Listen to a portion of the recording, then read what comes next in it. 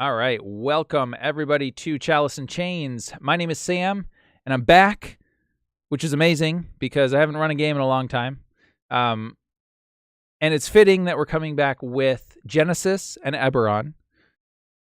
I'm going to be running a game today. It's kind of an alternate universe called Blades and Towers. Alternate universe game in the sense that we are going to be using the characters from the Eberron campaign that we started with Chris Johnson as the GM, who will be playing a character today. So that's exciting. And, this should just be a fun little one-shot. We'll see if nothing crazy happens, then maybe it will tie into the storyline of hers. If crazy things do happen, maybe it won't. So we'll go from there. But I will let the players introduce themselves and the characters they are playing. We do have a character creation video on the channel as well, so you can certainly reference that, and I'll make sure to put a link to that in the description of this video. We also have the first session of that Eberron game on the channel as well, and hopefully we will be getting back to that world very soon.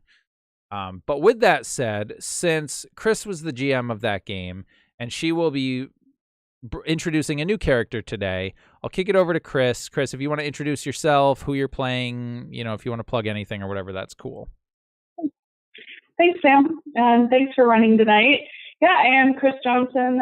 You can find me often on Chalice and Chains and the Unnamed production company, and I'm also over on the Dargon Gaming Squad.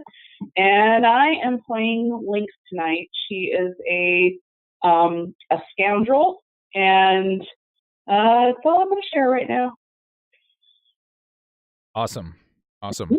All right.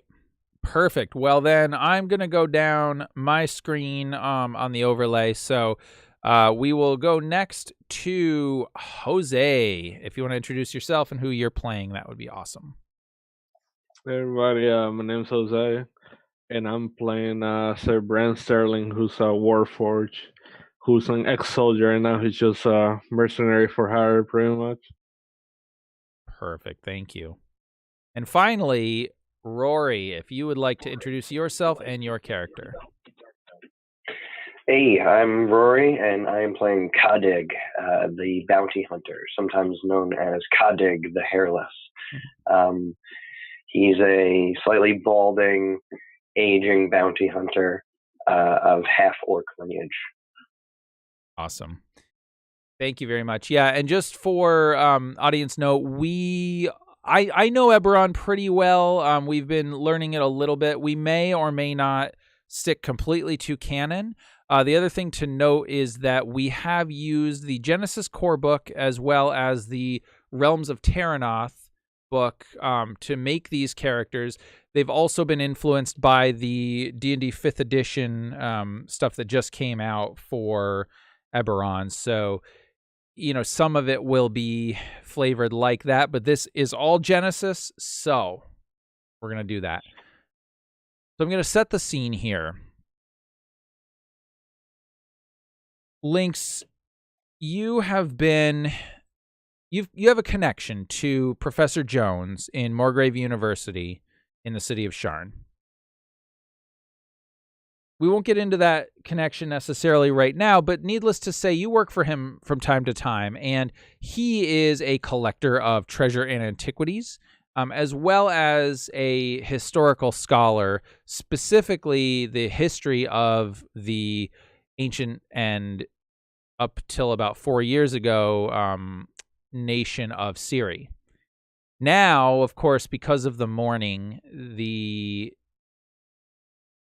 it is called the Mournland, and it is a dangerous place with, winds that can, bring devastation, and a great glass plateau in the middle, the visible scar of the magical catastrophe or cataclysm that destroyed that nation. But there's also the ancient ruins of that great civilization and the home of the House Caneth artificers, as well as many of the other great mercantile houses of Eberron. And so through his contacts, he received word that they had found a particularly great artifact, and that they were willing to sell it to him specifically so he could put it in the new exhibit that's opening in Morgrave, in the Museum of Antiquities, specifically a Syrian exhibit, which is being funded by the King of Breland as kind of a goodwill gesture towards the refugees of that nation. And so they've been collecting artifacts and stories and all kinds of stuff from the ancient nation. But one thing that stood out to you that was odd was that he did not want to involve the great houses in this as much as you might otherwise do. So he knew that this would be a dangerous mission, because anything coming from the Mournland is bound to be worth a lot of money. And thieves and cut purses would be the least of your worries, if it's as valuable as his contacts say. But he did not choose to hire from House Deneth or House Tharashk, the houses that provide protection in mercenaries and soldiers. Instead, he reached out to one of his more underworld contacts, Orson Thorne, the sort of private investigator, so to speak, in Sharn, and asked if he knew anybody that would be able to provide some muscle. And in fact, he did.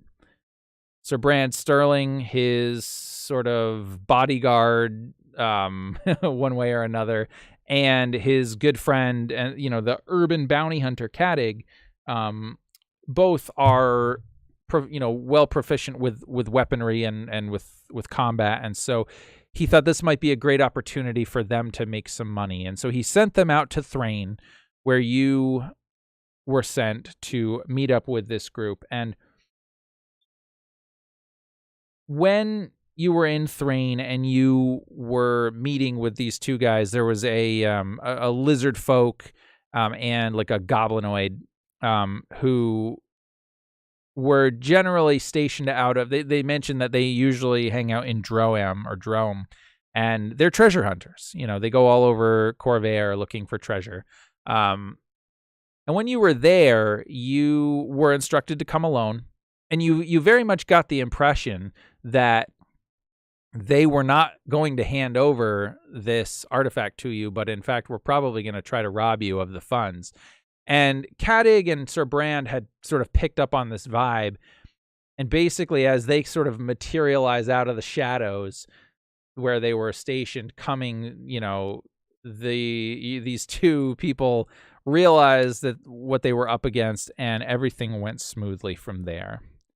And so you boarded the House Orion cart, or not cart, I guess it's a wagon, powered by magic, that would bring you to the most, the closest lightning rail station in the nation of Thrain,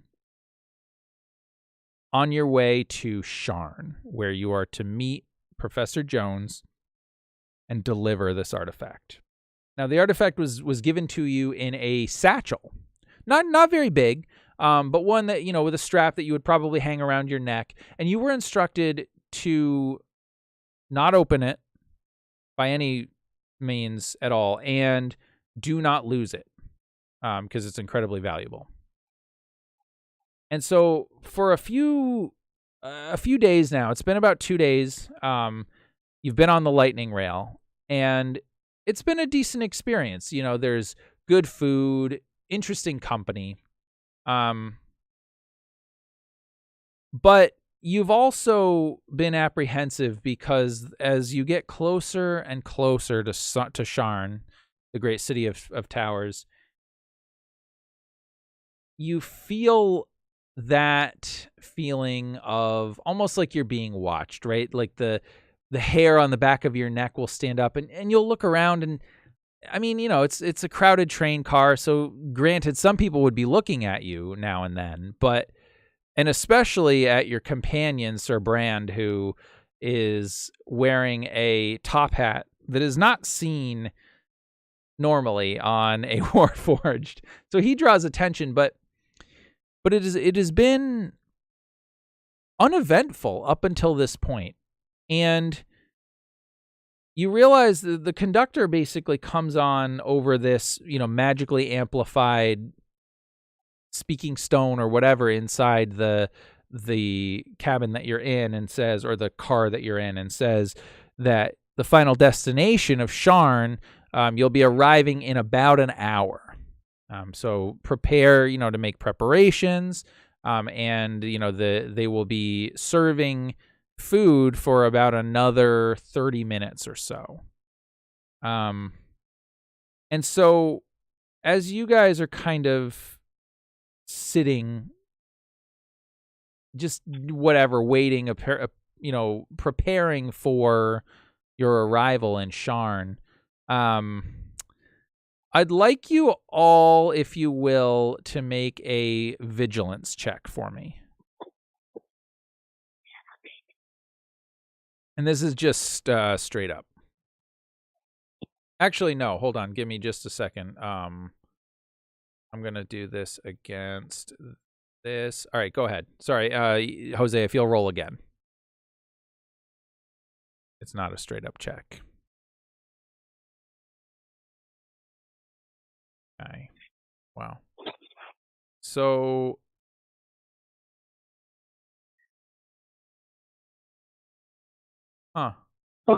that's weird. Oh, you rolled initiative. Yeah, Jose, don't roll it under initiative, roll it under the skill. Sorry, I should have mentioned that. This is not an initiative check. All right, so okay, excellent. Success, advantage. So, Kadig, you are a little more maybe distracted by the crowd and what's going on, but you do get the sense, because you're used to being in sort of crowded urban environments, and your senses have been sort of trained to always kind of be observing things, and so you don't necessarily see anything, but you have this sense that all of a sudden you guys might be being watched. You're not. It's just kind of years of training that are making you feel this way, but you can't see anybody in particular that's causing you to feel this way. But Lynx, you definitely feel this. You notice that a couple of seats down from you. So like if you're on, let's say, the left side of the car, they're on the right side, maybe 3 seats up from you. This hooded figure is looking over at you, and they keep staring at you. They keep looking at you. And after about, 5 or 10 seconds, you kind of, the lightning rail kind of goes under one of these big arches, and, the lightning cracks or whatever. And it illuminates the inside of their hood for just a minute. And you can just see the glinting of these like red eyes, but they don't look like an animal's eyes. They look almost like crystalline, or some sort of like a crystal or stone or something like that. And it immediately makes you you look over to your companion, Sir Brand, and he's got very similar eyes. You start to think that this is probably the threat that Professor Jones was talking about. And so because of that, that's weighing on your mind, and I'm going to impose 1 strain on you for that threat that you rolled. I am, let's see, and then Sir Bram, you also notice this, right? You notice the same thing as she's kind of looking over, and she kind of tenses up a little bit. You notice as well, and I'm going to say that because of the advantage that you have, you'll get a boost dice on the next, whatever the next check is that you have, unless you have an idea for how you would like to use that advantage. So you said they're all looking at her, right? So there's only one right now that you can see, and you, because you've been asked to be kind of her bodyguard, right? You've been somewhat vigilant in paying attention to her, And you notice that she gets tense and she's looking over at this thing. And so you see them and you see the same thing that she sees, right? You see that there's this hooded figure with they look maybe like crystalline or crystalline eyes. And gives you the impression it might be a Warforged. I don't know if it makes sense or not, but I figure with the banish, what Sir Brand's gonna do is he noticed that she's really tense, and he's gonna like pretty much like poke her to like move aside. So he's gonna swap seats with her, so you can just look at them straight, see if they try anything. Okay. Absolutely. And so you kind of swap seats, and Kedig, you see this as well. You notice now that your companions are definitely tense, and it seems a little weird that they're swapping seats. But again, you haven't seen this shrouded figure just yet. But would you say anything, or would you react to this sort of change in circumstance? No, I mean, I sensed that there was something going on. So actually, I think I would maybe not. I don't think I'd be confused so much. Like, I would be alerted actually to that general area, but still not know anything particular. Because if Sir Bram switches seats with someone that we're protecting and they're both tense, I have enough years of experience to know that that usually means something is up. Okay. So I think I kind of just like ready myself for something. Okay, fantastic. So then, yeah, I think you will also have a boost dice on whatever your next action will be. So let me just write that down. Boost. Okay. So he notices, especially that Sir Brand switches seats. And as that happens, as you guys are kind of getting up and shifting, he stands up as well, but he doesn't, he waits. He's just kind of standing, kind of holding on as the car kind of jostles a little bit.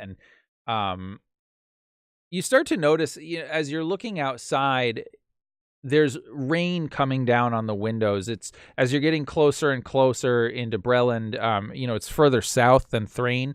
It's gotten a little warmer. The humidity is a little higher. And so, you're starting to get this rain, the summer rain. And you can kind of see the clouds rolling in, kind of creating this ominous look. And it actually starts to, the cabin gets a little bit darker just because, there's just more clouds outside. And the little Everbright bulbs inside the cabin are starting to illuminate just a little bit more, as you would expect when you start going through the darkness. But as this happens, you hear this loud sort of crack of thunder, right?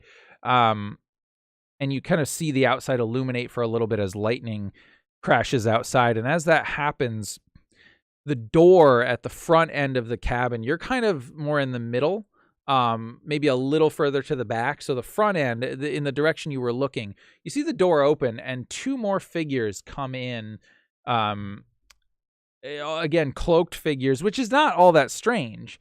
A lot of people are cloaked, but being that you're kind of highly alert at this point, they start to move in, and the guy that was looking at you, Lynx, looks to them, realizes now that they're here, and then he starts to move towards your seat. And obviously, Sir Brand, you would see this as well.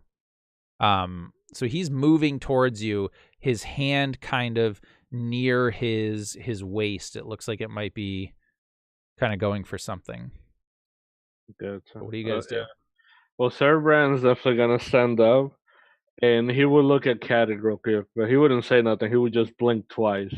Maybe it's like giving him a signal. And before he goes to like get ready to fight, he's gonna his chest is gonna open up, and there's like a compartment there. He's gonna take off his hat and his monocle and put it in there. And he would like tap his leg, and when his leg opened, that's where he has his axe in there. So he would keep his hand by it, but he's not gonna take it out yet. He's just gonna get ready in case they get close. Mm-hmm. So, he's not gonna start, but if it looks like they're rushing or something, then he would. Yeah. And Lynx, how you see this as well? What would you, and you can tell what Sir Brand is doing. What would you do at this point? Right. So, I think actually, as we were changing seats, I hesitated. I kind of, did a stretch and put my boot up on the bench next to Cadig. I assume that he's sitting facing us. And so as they walk in, are they fore or aft? So they would be, I guess, fore. They would be ahead. Like if the head of the train is sort of that way, they're coming from that direction. Yeah. Cool. So I kind of just mutter as I pretend to relace my boots, and to Cadig, we've got 3 aft, and while I'm at it, I grab a knife out of that boot and just kind of keep it casually to my side where it's not visible before I sit down. Okay. And where is the satchel, by the way, that you were given? So the satchel, because it's small, on the small side, Lynx wears this oilskin duster that is maybe a size too big for her. It belonged to her big brother or, someone. And she put the satchel on, the crossbody in a crossbody fashion and put her duster on over it. So the satchel's actually hidden under her duster. Okay. It's hidden under her duster. Cool. That works. So, it's a little bit heavier than you might have expected. So I would imagine that it kind of is like a bit of a weight on your shoulders, but not terrible, right? And so, so as you're kind of reaching down for this boot, I would imagine if your duster is closed, it would have like kind of pushed against the front of the duster for a minute. And then as you come up, you've pulled your boot out, or your knife out of your boot. And at this point, the one figure does approach and stands right next to your seat. You can hear the others coming. This one, his footfalls were very heavy coming down. And as you look down, you realize he's dressed in a very similar thing, right? In kind of like a cloak and a sort of like a leather top coat or whatever, with a hood. But you can definitely, at this point, you can sort of see the metallic and wood of his body. This is definitely a Warforged. And Lynx, you would see in particular these sort of glowing, sort of maroon eyes lock onto you for a minute, kind of almost like sizing you up. And then they look over quickly to Cadig and dismiss him and focus on Sir Brand. And he pauses for a minute and then he says, "Brother, it is good to find one of your kind here. We have business with the Lord of Blades. We could use your assistance. Will you help us?" I would imagine that Sir Brand would know about the Lords of the Blades, right? Like he would have her. Yeah, so the Lord of Blades, you guys would probably have heard at least rumors. The Lord of Blades is rumored to be this Warforged, this kind of crazy, like Warforged sort of chieftain or whatever, living in the Mournland. And he is kind of, he doesn't like the way Warforged are and were treated, and he wants independence, but more than that, he believes that the Warforged are sort of superior, they're stronger, and so he is kind of trying to push for sort of a Warforged domination. But he also is protective of anything coming out of the Mournland because he believes that most of the stuff there is valuable and could be powerful. So anything that comes out of there, the rumors are that the Lord of Blades may or may not send his agents after it. And Brand, you would probably know that the Lord of Blades organization is made up entirely of Warforged. He will sometimes hire out, thugs and mercenaries and whatever for big things, but it's a Warforged organization, and the Warforged get treated well within the organization, but they are savage and bloodthirsty and will kill without hesitation. But they're also a bit of a shadow organization. Yeah, he I don't know if they're noticing me or not, but he would definitely clutch his axe like harder, and he would look back at him. He would be like, "Thank you for your offer, but I'm not into killing innocent people for no reason."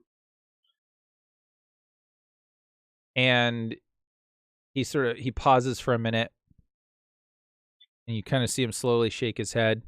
He said, "That's too bad. I've seen too many of our kind weaken to the ways of the fleshborn. Oh well." And then he looks over to you, Lynx, and he says, "Believe you have something that belongs to us. Hand it over and we'll let you go.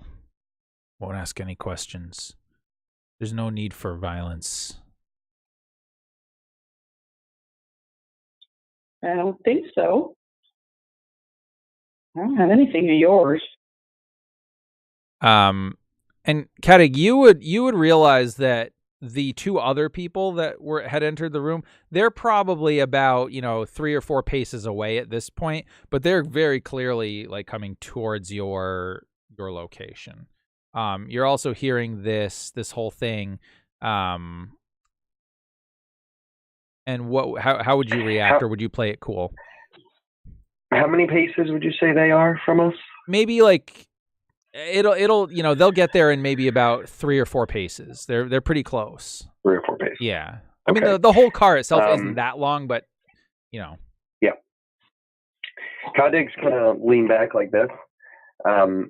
He has his Qatar, which is like a blade off your fist, and you hold it in the handle, gripping it. And he has that in these sleeves. He kind of has like a cloak, kind of like almost like wizard sleeves, you might think, but they kind of swing around. And he's got his one hand on his Qatar. And what I would like to do, because I think I could read this situation well enough to know that this Warforged is extreme. He's going to try to take this thing, and he knows we have it. So I'm going to try. I'm not going to attack him. I know what's up with Warforged, and my blade might not do that much against him. So I like to kind of try to swiftly get up, kind of like spin out of my seat, and kind of go past him towards one of those that are coming at us. Okay. Perfect. So I think then this is a good time for everyone to roll initiative. You guys can roll cool or vigilance, whichever you want, because at this point you are ready. Like potentially, something is going to happen. You're anticipating violence, so you can roll either cool or vigilance. I think we're going to roll. Oh, wait, let me make sure I cleared the dice pool. Okay. As a skill, or as in the initiative? Or under. Sorry, yep. This is under initiative. Okay. Yeah. Okay. And remind me. I'm sorry. Initiative is. So initiative. Not in skills? No, it should be under combat. Combat. Okay, yep. Right. Yep. And you should have cool and vigilance, and you'll see the dice over on the right hand side.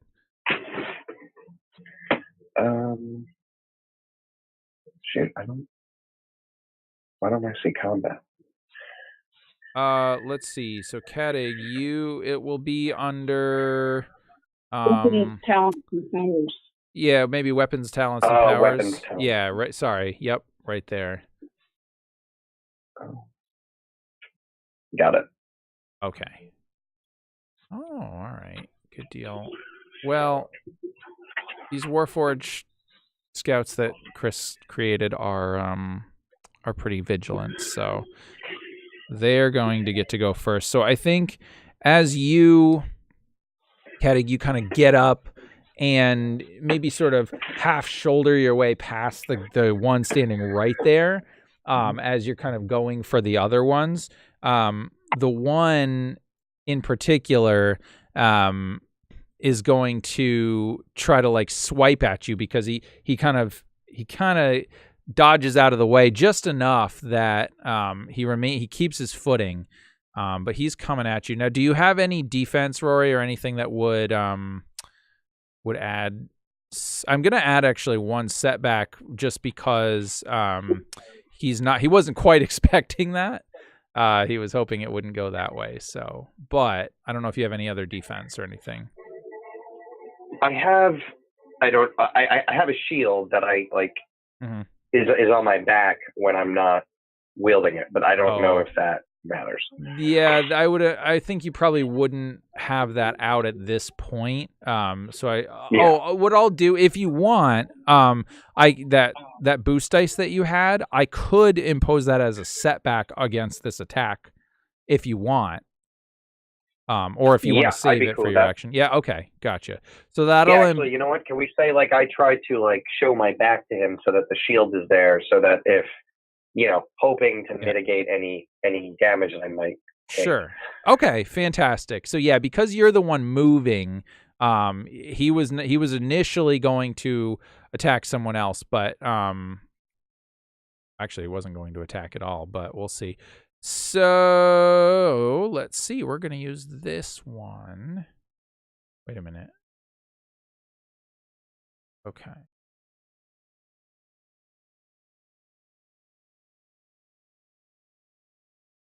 Wow, look at that.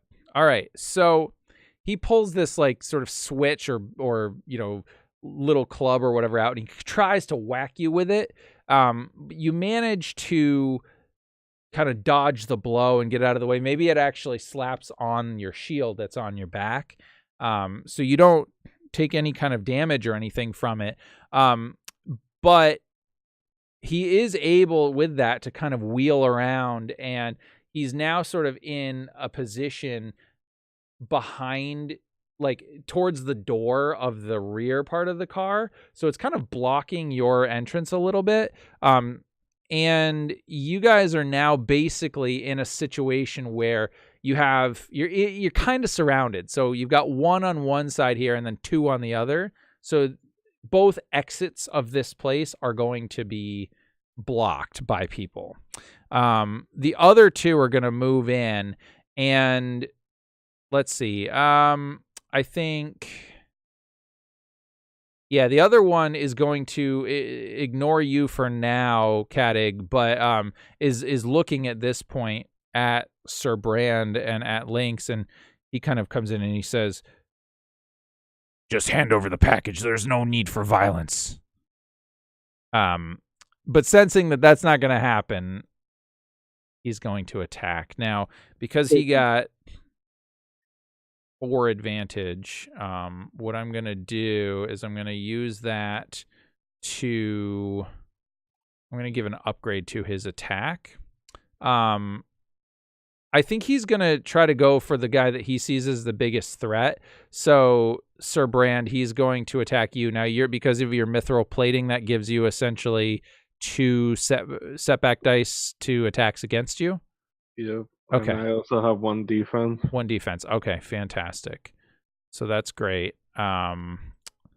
So I think what I'm going to do,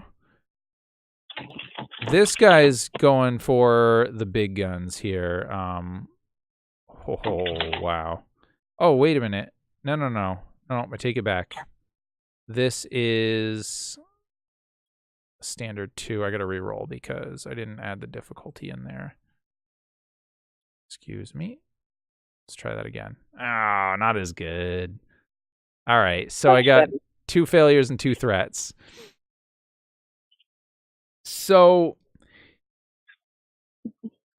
I think what happens is he kind of comes at you with this like short little spear or javelin, right? And he jabs it right up against you, and it kind of just bounces like right off your mithril, right? Like it's just too tough for it to penetrate, right? And so, excuse me. Yeah, so it's just unbelievable.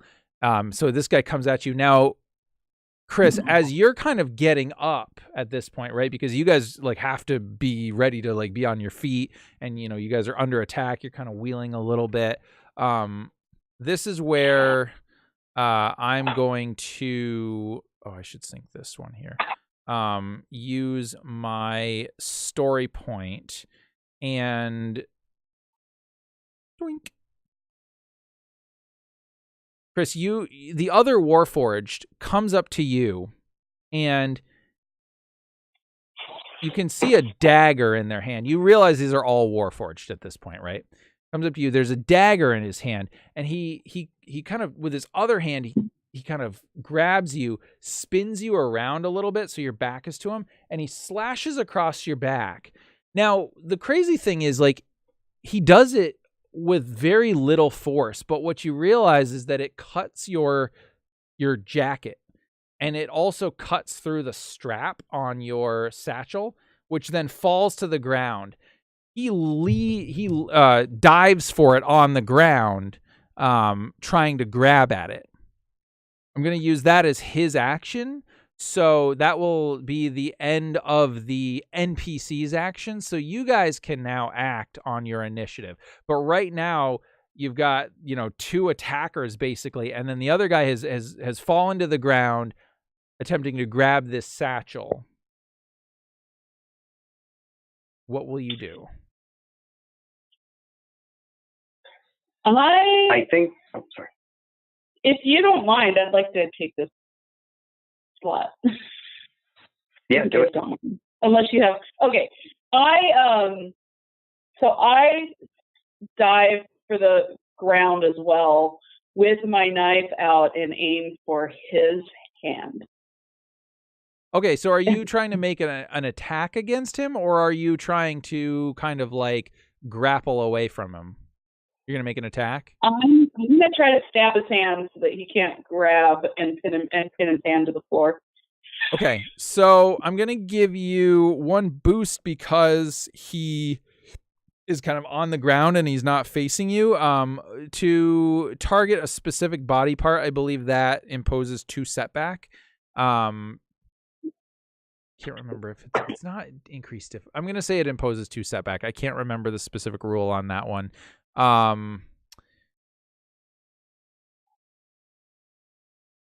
Let me actually see, because that's under the aim maneuver. I don't have the right book with me. All right. Well, for the sake of this, I'm going to use 2 setback here, and yep. And because it's melee, it's just your standard 2 difficulty. So okay. Yeah. So you can. I've got the dice pool set. Unless you can think of any other things you can do. Can I bring to aim to get an additional boost? Yeah, well, so you don't necessarily have to use your move, because you're not moving any length of distance, so you don't need to use strain to do that, because you haven't taken a maneuver yet. On Reddit, if you wanna know what the rule is. Yeah, please. During combat, a character can use the aim maneuver to steady a weapon or line up or hit an attacking, granting a bonus on his next combat check. The character only gains the benefit of aiming if he remains in his current position, does not perform any additional maneuvers or actions before his next combat check. The text continues. A character can use a maneuver to aim and get 1 boost die, 2 maneuvers to aim and get 2 boost die, or aim for a specific target and suffer either 2 setback or 1 setback. Oh, okay. Right. Okay, so it was 2 setback. All right, yep. So, okay.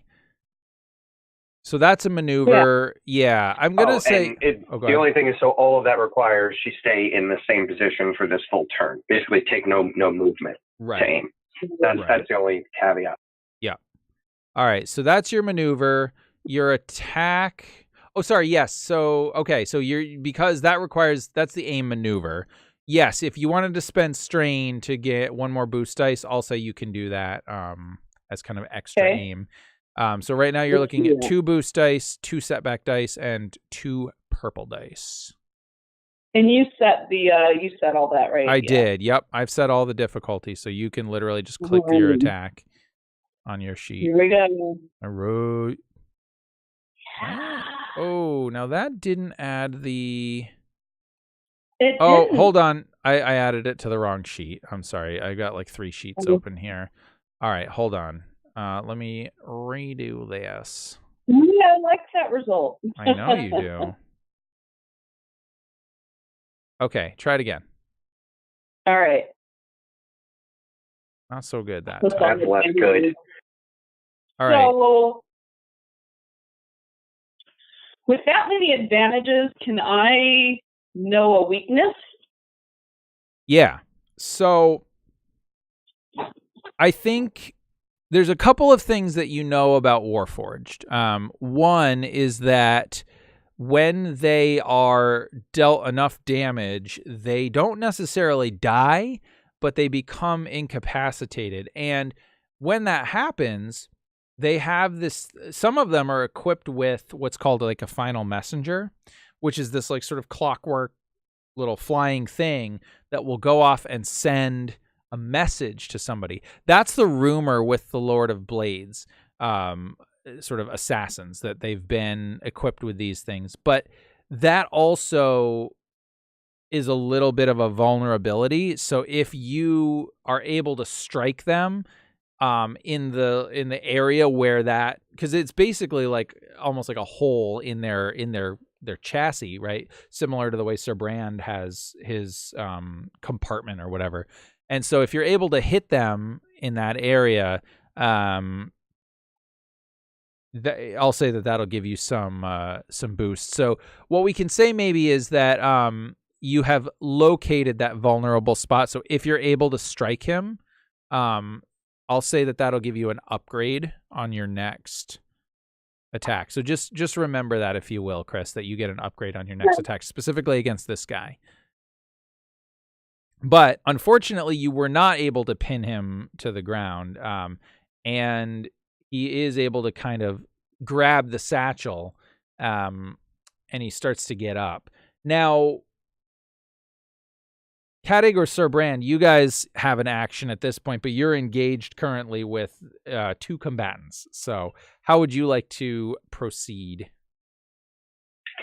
Well, how are we situated? Because I kind of imagine I kind of semi got past that guy. So I was kind of figuring myself facing the second companion of his. Yep, that's what I was thinking as well. Sir Brand. Okay, good. Yeah. So I imagine I'm kind of between 2 guys. Sir Brand is sort of like the stem of a Y, facing off against the original guy, and Lynx is over to the around the right-hand corner, facing off with that other Warforged. So I'm gonna kind of be like looking at this one down the compartment, down the aisle, and I'm just gonna be focused on that one. Do we have both of our actions left? So both of us are gonna end up going. Right. So yeah. So you and So there's 2 PC slots. Yep. Okay. So if you don't mind, Sir Brand, I would kind of just take the few steps that I need to meet with the next person, with the next Warforged, and make an attack on them with my guitar. All right, perfect. So let me set this on the right spot here. Okay, so I think that what I'm going to do is I'm going to give you a boost dice against this guy, because I think they're really sort of focused on the other Warforged. They really, what they want is this package. They don't want to fight you. So I'm going to give you that, but I'm also going to impose a setback because at this point, like, the car is chaotic, right? There's an attack. People are recognizing what's happening, and so they're starting to flee. They're getting up. They're jostling. Like, everything is kind of getting a little bit chaotic. And let me see. Oh, these guys also have defense. I forgot about that. So I'm going to impose another setback for their defense as well. Right? These guys kind of have these tough natural armor, so to speak. Okay. So right now you're looking at 1 boost dice, 2 setback dice, and 2 purple dice. Okay. Now I'd like to use a story point. Okay. And I'd like, if this is acceptable, I'd like to say that, I've had some experience with Warforged, and I'm actually a little bit more of a combatant than they might be expecting. So I'd kind of like to use a story point to give myself a boost to basically kind of say, like, element of surprise, I've been slow playing them, sort of thing. Okay, absolutely. And I think that I've added the upgrade in there. And I think even maybe more than that is that in particular that they have certain areas that if you hit, just like on a human, that'll be bad news, but you could kind of jam your Qatar in to a certain spot, and it would maybe incapacitate them a little bit more than it would a human because they're kind of gears and wires and stuff in there as well. So yeah, perfect. So that's great. So you've got an upgrade as well. So I've added that in. So whenever you are ready, you can go ahead and make your attack. Oh, baby. All right. Okay. So let me think. All right, so yeah, you've definitely attacked. What is the oh, you rolled brawl. Okay. So do you have your weapon on your sheet? What's the damage on your weapon? I don't know if you listed it on your sheet or if you have it from somewhere else. Okay. I hope I did. It's 1, 2. It's 1 and 2. So it's 1 damage, 2 critical. Okay. So, all right. So, and what is your brawn rating? It's just 1 damage. Never mind. So then in this case, I thought it was strength. It was brawn plus 1, but it's just 1. All right. So in that case, you're dealing 4 damage to this guy. Excuse me. And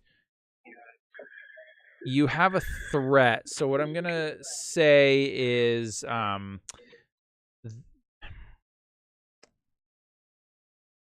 going to just impose strain for right now on you. So you're going to take a point of strain because of the fact that, like, this is a tense situation thing. You realize too that, like, the one thing that was supposed to not happen is starting to happen, right? That they have the satchel, but so far they're all still in the car. So yeah, but you definitely wounded I forget him. In this system, how long does it take to equip something? Is it a full turn, or can I do it after an action? It's a maneuver. A maneuver. Yeah, generally that would be. So like if you wanted to, like, pull your shield, for example, that would be a maneuver. So just like an action, just like attacking. So I don't. Well, so attacking. So you get technically 1 maneuver and 1 action. So per turn, you've done your action for your attack. You get your maneuver. If you want to spend 2 points of strain, you can take that additional maneuver, and I presume you want to equip your shield. Is that what you're thinking? Yeah. Okay. Yeah, that would be fine. So yeah, you would just need to take that 2 points of strain. Okay. All right, fantastic. Yeah, so you kind of go in, stab him. I think maybe like you get him kind of right in the leg, but he turns enough that you don't get that like kill shot, but you definitely I don't get the sweet spot. Yeah, you don't get the sweet spot, Yeah. but I mean, you definitely pull it out, and you see this like sort of black, like oily, viscous substance coming out, and he definitely lets out this, of pain. And then you kind of spin around and whip your shield off your back, and Yeah, and that's when I take the shield out. That's when I kind of look past him and the other one, and kind of see the hand of the other Warforged like reaching for the satchel that I see is on the ground, and I'm like, oh, and that's what kind of stresses me out there at that point. Yeah, for sure. And so, Sir Brand, amongst all of this sort of cacophony, you see this, but you also see the car, like everybody's starting to panic at this point. You guys would know though that there are guards there are like sort of marshals, so to speak, right, on the train. So there will be some guards that will come in eventually. You just don't know how many rounds they would be away. So in theory, you will get some assistance, but you also don't know if these guys might have backup as well. So, Sir Brand, how are you going to respond to this situation with this Warforged in front of you, ready to try to pummel you? Well, the whole time he got his hand clutching his axe ready to hit. So what he's gonna do is he's pretty much gonna come straight with the axe, like try to hit him in the chin and come back down with it. Okay. So I figure if you don't have a problem with it, I want to double aim. Okay, yep. So you'll take your 2 strain. Yeah. You'll get 2 boosts there. All right. Against a standard 2 difficulty. And then again, I think because of the fact that like you guys are being jostled and all of the noise and everything, I'm going to impose 1 setback dice. But yeah, so right now you got 2 boosts, 1 setback, and just 2 purple. Pretty standard. All right. Oh, actually, sorry. No, you have 2 setback because they have their armor. I keep forgetting about that. Their defense. You. Oh. But if you are ready, the dice pool is set. Okay. I know this might be a little overkill, but I'm gonna use a GM point thingy thing. All right. Sorry. Yeah, so click the button and I'll get your upgrade in there. Perfect. Let's see if I can lop somebody's head off. Sure. Go for it. Wow. So your damage is 4, and you got your crit. Whew. I got pierced too. Whoa. Pierced. Oh, shit. Yeah, you do. All right. All right, let's see.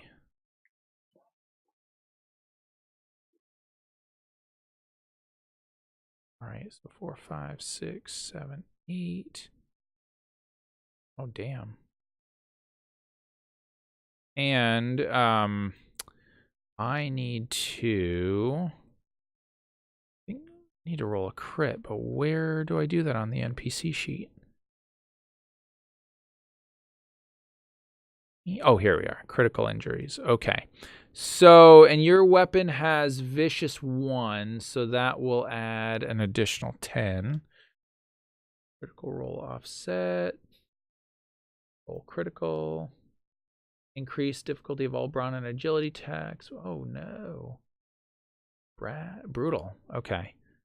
All right. Good deal. Yeah. So I assume you wanted to use that for a crit, right?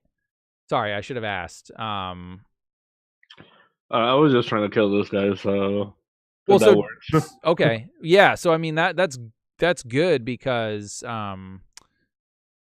yeah, I mean, brawn is what you use for melee. Well, actually, no, I mean, so whatever. But yeah, it'll be good. Okay, cool. So you have definitely injured them. I gotta show some dominance, Yep. Oh, show. Cool. All right. So we're gonna go back to the top of the order then. And we've got our NPCs. Now, at this point, what you're gonna see is Lynx, the one that had stolen the satchel from you. And just because I'm feeling generous, I'm gonna use a story point for this as well. You see, with his other hand, he pulls out this it looks like a crossbow, like a little hand crossbow, and it's got this like little like spool on the end of it, and you notice this this like thing on the front of it. It looks like this almost like flat metallic disc or whatever. And he kind of looks at you for a minute, and then he lunges himself backwards towards the window of this thing, breaks through the window, and you see his hand come up, and he shoots this crossbow thing, and it, you know, you hear it go clunk on the roof. And then so he's sort of hanging there, and then you see him with his other hand, he's like, you know, trying to pull himself up. So he's trying to go up onto the roof of the vehicle at this point. The other two at this point will try to kind of like bull rush you guys to get to the exit, because now that, you know, that the satchel is out of the car, they're going to try to go. So what I'm going to do here is I'm going to make, let's see, I'm just going to make a straight up, maybe I'll just make a brawl attack here. Let's see.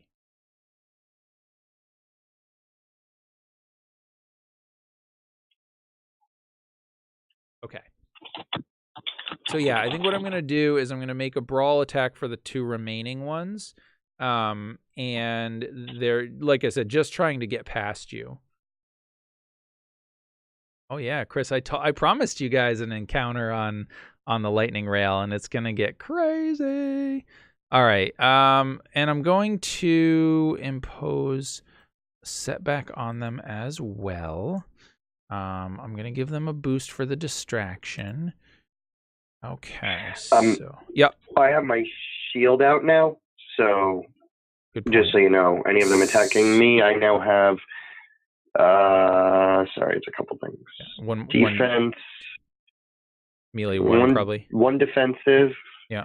Yeah, melee Sweet. 1. 2 deflection, and inaccurate 2. Okay. Cool. Yep. So Katig, the one will try to attack you, but again, trying to just get past you. So I will, but I figure he's kind of has to like wrestle you out of the way, because I don't think you're going to let him go, I would assume, right? No, I mean, my instincts would be he's running at me. I think my instinct would be to try to take him down. Okay. Fantastic. So let's see what we got going on here. Success and an advantage. Okay. So what's going to happen here, he's not actually going to wound you in any way, but like he almost kind of bull rushes you here, right? And he starts moving, and kind of as you go to maybe block him or to sort of attack him or whatever, he kind of like pushes you out of the way just a little bit, just enough that you kind of are like off balance, and he sort of leaps over your sort of half prone form, and he's heading towards the sort of the door in the back there. And the way that the lightning rail, it's kind of like a normal train, right? Where you would come out, but in this case, it goes to the outside, and there on each car, there is a little ladder that would go up to the roof. So you can assume that that's probably where he's going. But he has made it past you at this point. And let's see, Sir Brand, the one on you who is seriously injured, did this add? Okay. This guy is going to get, I think, an additional 2, because he's got that critical on him. And he's making, where's that critical? He's making a brawn check. Yep. Crazy. All right. So, same deal with him. You've got 2 defense. Extra thing there. Ooh, this is going to be hard for him. I don't want to use my story point, so let's see. Okay. Threat. All right. So he goes to push past you, and you just stand like a stone wall, right? Like, and you kind of push him off a little bit, and he falls back again. And I mean, because of the injury that you have inflicted on him, he's not in good enough shape to be able to get past you. What I'm going to say is on your next turn, Jose, against this guy, you will be able to get 2 boost dice. All right. So that is the 3 PCs. Okay. Let's see. We'll clear this one. Clear this one. All right. So, sorry, 3 NP. That was the 3 NPCs. So that the PCs get to act next. And what would you like to do? I don't necessarily want to act first, but I would like to call out something like immediately. Yeah, go for it. So my guy kind of ran away, right? And I know the other guy went out the window. I'm just going to estimate the middle of the car. So I'm going to turn around and I'm going to say, we don't know which way he's going. I'll follow him. One of you at least go the other way. Try to cut him off if he heads down train. That would be. Basically, I'm just telling them, just go the other way so that he doesn't get too far ahead of us, whichever way we climb up on top of the car, because I assume we're going to give chase. Yep. Okay, fantastic. Right. So, Lynx and Sir Brand, you hear this from Cadig. Sir Brand, you would probably be closer to the opposite side of the car than Lynx, although, I mean, it doesn't matter. You could either pursue out the door that the one guy went out, or you could go the other way. I gotcha. Well, I would definitely go out. Or you could jump out a window. Or you could jump out a window. I'm gonna grab this guy and I'm gonna pretty much with the momentum just toss his ass out. Okay, so give so all right, so I'm gonna give you 2 boost for that.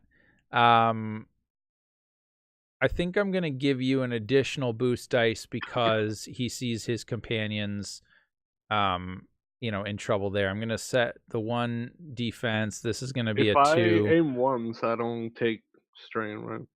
Right, if you use 1 aim maneuver, yeah, that's fine. I'll do this one. All right, fantastic. And then just go ahead and make under skills. Just go ahead and make a brawl check for me. Oh my god! All right, yeah. Oh, that's ridiculous.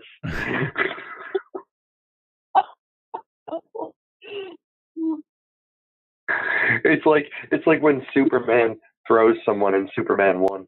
He like chucks them and it just goes like through the wall. That's what that score equals. Yeah. So you were gonna throw him out the window.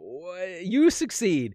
I'll let you describe it, but I want to know: are you throwing him out the broken window, or are you throwing him out another window? Oh, you're muted. I would throw him like the window next to me, like an unbroken one. Okay. Awesome. But what I was thinking is like, I didn't notice because he fought other Warforged before, and they're usually really strong and really hard to pick up. But this guy's like really weak from that attack. So when he went to pick him up, he was so weakened that he was so light that he hit like the ceiling as he went to toss him out. So his head is like going like this against the top, and then he just. Yeah. And I think like as you see him go, out the window, you see him like trying to reach into his stuff to like pull something out, but he definitely doesn't make it, and he goes and falls like onto the ground, seemingly dead. But you can't tell because you're speeding by at this point. So you have no companion, you have no Warforged left in the car at this point.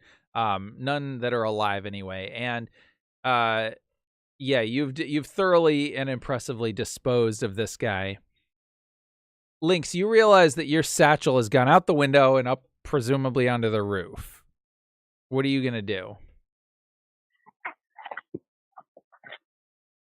So I am going to, do exactly what Caddick said.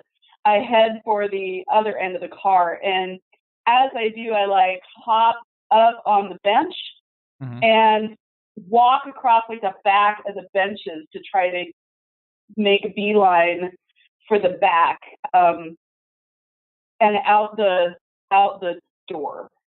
Okay. And I'm looking for a ladder. Yeah. So so what we can say is you can use a maneuver that would basically get you to the other door or whatever, right? Like to the end of the car. And then you could use another maneuver to actually open the door to the car.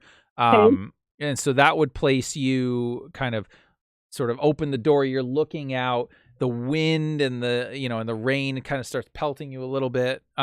But yes, right kind of on the side. So theoretically next turn, you'll be able to go and try to climb up this ladder. Now, you are on a moving train, right? And so the thing kind of jostles a little bit and the wind is pushing and there's rain and there's lightning. So this would not be a routine climb. But we will say it shouldn't be too incredibly difficult. Now, I will let you guys know that we are out of combat at this point. So we are now back into sort of narrative time. So you guys can decide kind of how you want to act at this point. You don't have to do it in any kind of turn order. And I'll let you know if and when we get back into combat. All right. Yeah, go ahead. I was just going to basically say Caddick is basically mirroring Lynx, but going the opposite direction after the guy that had ran away past him. Okay. Towards the other door. So you would be able, because you were pretty close. I mean, you guys weren't too far from the back door, so you would definitely be able to get there and kind of like open the door. Actually, I think that like the door hadn't even shut. Yeah, right, exactly. Like he had already opened the it. door. Yeah. And so with your maneuver, you could get to the ladder if you wanted to. Yeah, I would try. Yep. And then if you want to climb it, you will have to make either a athletics or what's the other one? The one where you're doing it carefully. I gotta look. Skill. Coordination? Yeah, coordination. So you could do either athletics or coordination for your skills, whichever is better.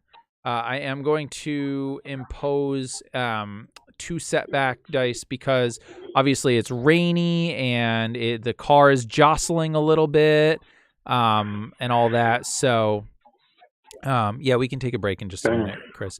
And this is going to be it's just going to be a standard 2 difficulty. It's not necessarily difficult to climb a ladder. It's just that those extra circumstances make it a little tougher. So, all right, perf. Okay, look at that. Well, you definitely climb the ladder. Now, yeah, I'd say so. You got the crap out of that ladder. Oh, wait a minute. Hold on. Shoot, did I do this on the wrong sheet again? Damn it, I did. It didn't add the thing. Yeah, so we're gonna have to. Let me just do this. Away. Hold on. Well, hold on. Let me just do this. I'll just roll this. So let's see. 1, 2, 3. So that would cancel out the successes from these, but it won't cancel the triumph. Right. The threats will cancel 2 advantage. So you've got, it looks like, what did you get there? Okay, so you got 2. All right, and then your result was on that one. So you've got two failures, 1 advantage, and 1 triumph. So you're not able to successfully climb the ladder. I think it's probably too slippery. However, do you have any idea for what you might want to use that advantages and triumph for? Failing to climb a ladder, yet somehow triumphant. I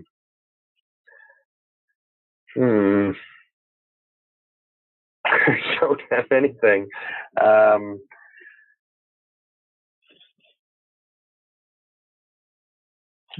one thing that you could potentially do is you realize that maybe like that there is a you're going to be going under a tunnel, and when you go under that, you kind of peek out because you almost slip, and you see a tunnel coming up, and you realize that when you go in that tunnel, you'll be able to climb up the ladder a little bit easier because you're not going to have all the wind and rain on you. So what we'll do is we'll give you on the next round, we'll give you an upgrade. Okay. Yeah. So that's the triumph. Mm-hmm. For the advantage, could I possibly hear him or see him, as Chris suggested, so that I have an idea of what direction they're going? I don't think you'd necessarily be able to see him with one advantage or hear him, because I think that considering the circumstances, but I mean, basically, you know that they're going to be on the roof. So either they're going to, I mean, they're either going to run forward or aft, right? But you'll be able to see them. Once I get up there. Yep. But one thing you do notice is that you're starting to see the cliffs off in the distance. You guys are close to Sharn. You're probably only about 10 or 15 minutes out from the city at this point. Oh, boy. Okay. Mm-hmm. Perfect. Okay. So let's see. Chris was running that way. Cadig's running the other way. Sir Brand, what are you going to do in all of this nonsense? I'm going to take that whichever end was closest to me and get up there. All right. So you kind of follow Cadig out, right? And you see Cadig kind of failing and almost slipping on the ladder a little bit. I'm going to push him up then. Like, if he's there, I'll... Okay, this is what I'm going to do then. So what we could do, Rory, if you want, is we could say that instead, maybe your triumph allows for that to happen. Do you want to use it that way so that he kind of just is like, here you go, and shoves you up on the top? Yeah, that's fine. Okay. So I end up there this turn, basic quote unquote turn. Yeah. And I'm just kind of like, yeah. Mm-hmm. Okay, fantastic. So yeah, then that's what we'll do. So you'll use your. I'm just going to call back down to him, and I'm going to say, "Get up here, but watch out. We're going through a tunnel."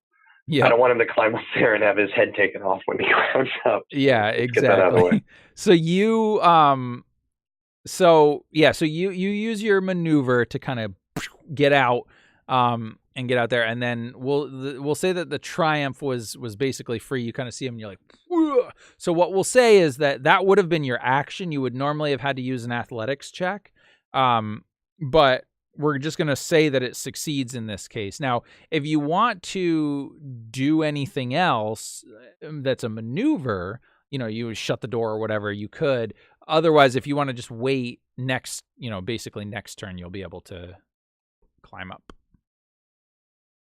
Gotcha. Yeah, I'll probably just wait. Okay, fantastic. So why don't we take a short break?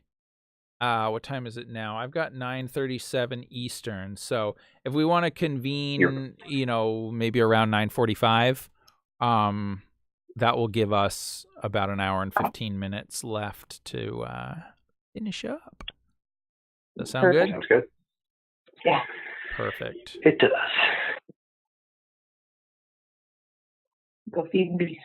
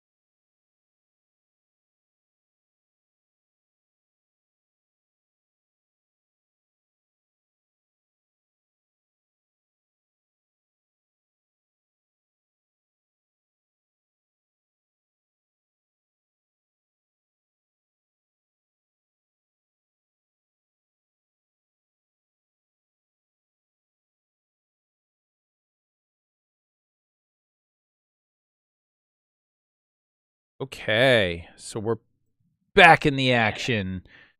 So just as a quick recap,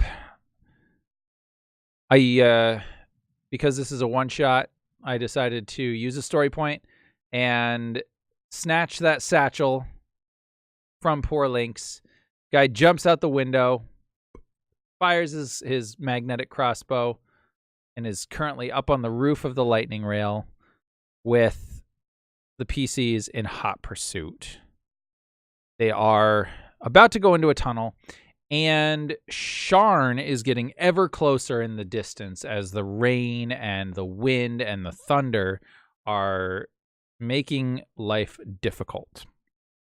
So we come back to this scene, and you're hearing the of the wind and of the thunder and the lightning and whatever, and obviously you can see kind of the underneath, the illumination of the train underneath as it's hovering over these crystals, propelling towards Sharn.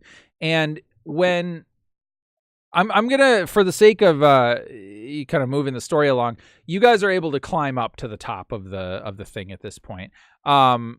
But Katig, you'd be the first to notice that you can see the pursuer, you can see the Warforged on the top. He's heading towards the front of the lightning rail. So, and obviously that would make sense because the front is heading towards Sharn. So he's heading towards the front, and you can barely make out kind of in the distance, a little ways past the front of the train.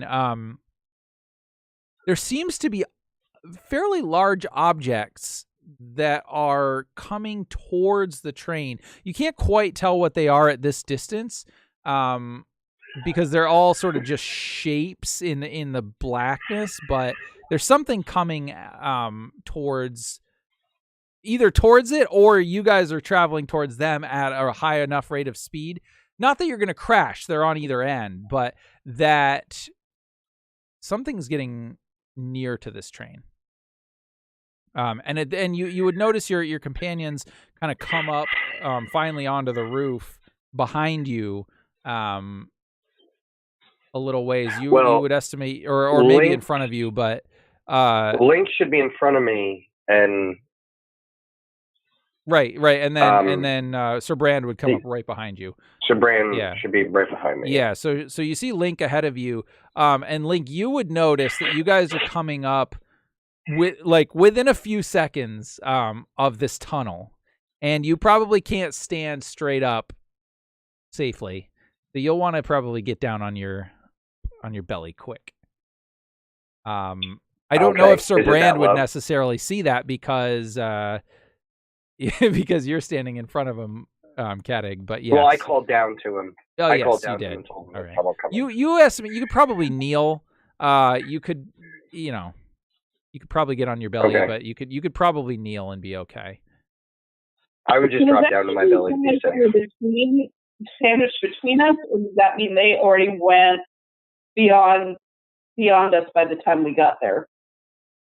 The Warforged on the roof? Yeah, no. So he's on the next car. He's on the next car. Okay. So you guys are sort of like here on this car, right? And then there would be like a gap, and then he's on the next one, but he's running towards the front of the car.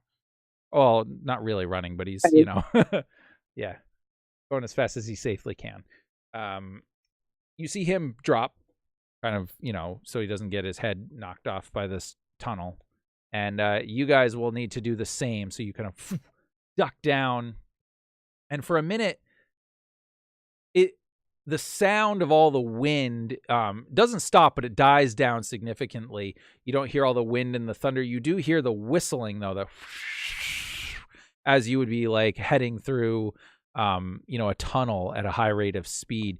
The only light that you have at this point is kind of the glow that's barely sort of eking out on either side of the car from the crystals underneath, but it's black ahead of you, and then you kind of just barely see the kind of light at the end of the tunnel, so to speak, right? But it looks pretty far off. Lynx, you're able to see a little bit better because your shifter eyes are kind of attuned more to the darkness. You still have, and Katig, you would as well because you're half orc, but you would. Geez, sorry, I knocked my mic down here for a minute. You would be able to sort of make out the sort of prone shape, just as like shadows of the Warforged ahead of you. So he's still there, and he doesn't seem to be attempting to like climb down or anything. So he's still there, and then as you guys kind of make your way through, you finally make it to the end of the tunnel, and you see him stand up before you guys make it out of the tunnel. And so all you can see is kind of his legs, and he starts moving again. And then finally you get out, and you're hit again with the wind and the rain and the thunder and lightning and all that, right? And so, but here you guys are, the three of you on this car, and you see him making his way. He's going to probably make it to the next car fairly soon here. So what are you guys going to do? Double move. I'm gonna. Yeah. So if you, go ahead. I was going to ask, how many maneuvers does it take to move how far? Right. So in this case, if you take 2 maneuvers, it'll basically take you two full turns to theoretically catch up with him if you run at full speed. But here's the problem. Running at full speed is dangerous. So if you wanted to kind of just keep pace, eventually he's going to run out of room. So you would probably, 2 maneuvers would get you to the end of the car. And then you could potentially try to jump to the next one. And what's his range to us right now? Like weapons. So so you guys would be at like medium range to the end of the car, because these are fairly long cars. So you would be able to move from where you are. I think it would take 2 maneuvers to get to medium. And then now, go ahead. Sorry, I just want to stop you there because Lynx, it should be at the end of the car that I'm at the beginning of. So that's Lynx right. should be. Yeah, because you ran down to the other end of the car, didn't you? Okay, I had forgotten about that. So yeah, so Lynx, you would essentially be at the gap between the 2 cars. So he's much closer to you than he would be to Katig and Sir Brand. Yeah, thank you for reminding me of that. And so for you, you would still have to make the jump over to the other car. Piece of cake. But well, yeah, okay. But if you're able to do that, you could probably then spend 2 maneuvers to probably close with him to get within probably short range. So if you want to attempt to jump over the gap, you can certainly do so. If you want to do it more sort of like a wild jump, you could do athletics. If you want to kind of do it carefully, I would even let you do coordination. Awesome. Yeah, but yeah, I would think maybe with coordination, you're almost more like picking your footsteps, and you're kind of like getting to the very edge and doing a short jump or whatever. But yeah. Yeah.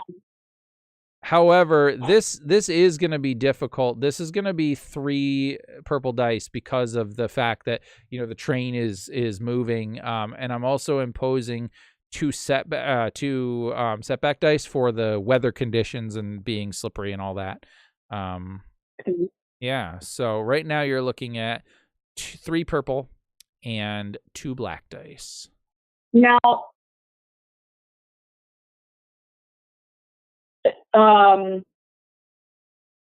yeah. Okay. Sorry. I was thinking that maybe I do have that low light vision talent, so that weather is not light. So, all right, here we go. Where are we? Coordination. Look at that. All right. Look at that. Okay, so I'm gonna impose strain for the threat, so 1 point of strain.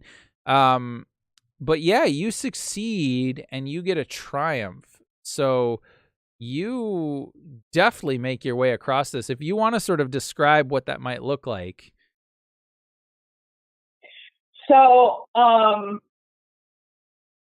yeah, imagine Lynx makes it look easy. She's got this cat-like grace, and she just, but she kind of just carefully places her feet, and then she leaps pretty gracefully over this gap, and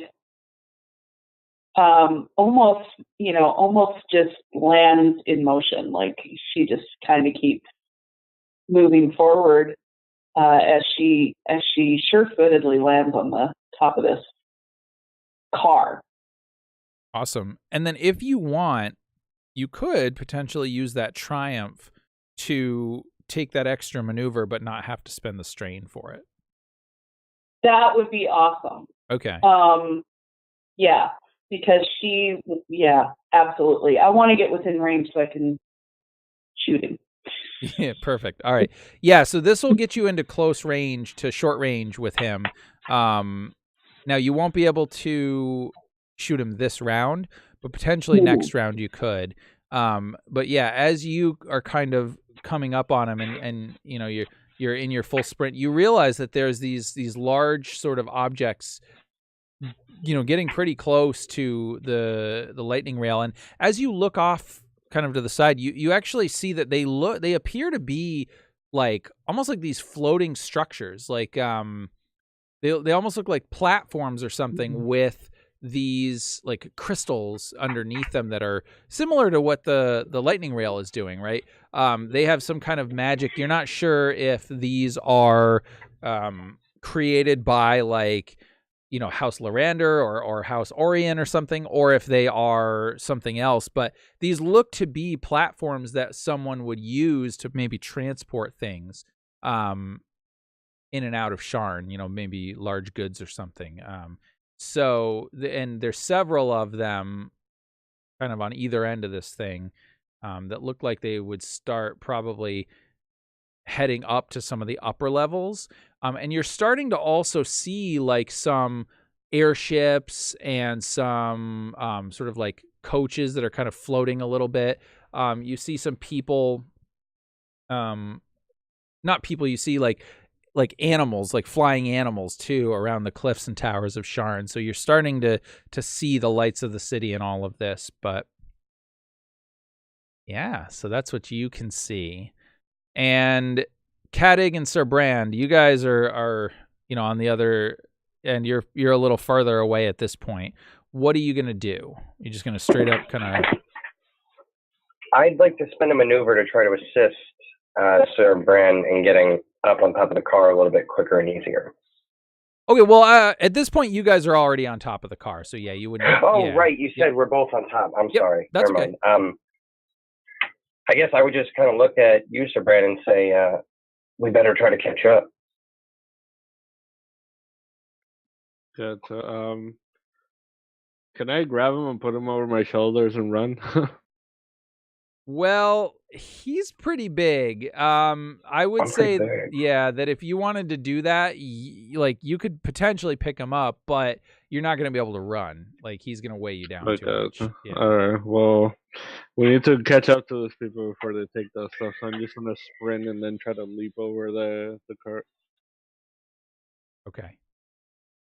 Yeah, what is that? 2 maneuvers to get to the end, and then a maneuver to jump over. Yeah. So take 2. Yeah. So you strain. take 2 strain, and then we're imposing the same difficulty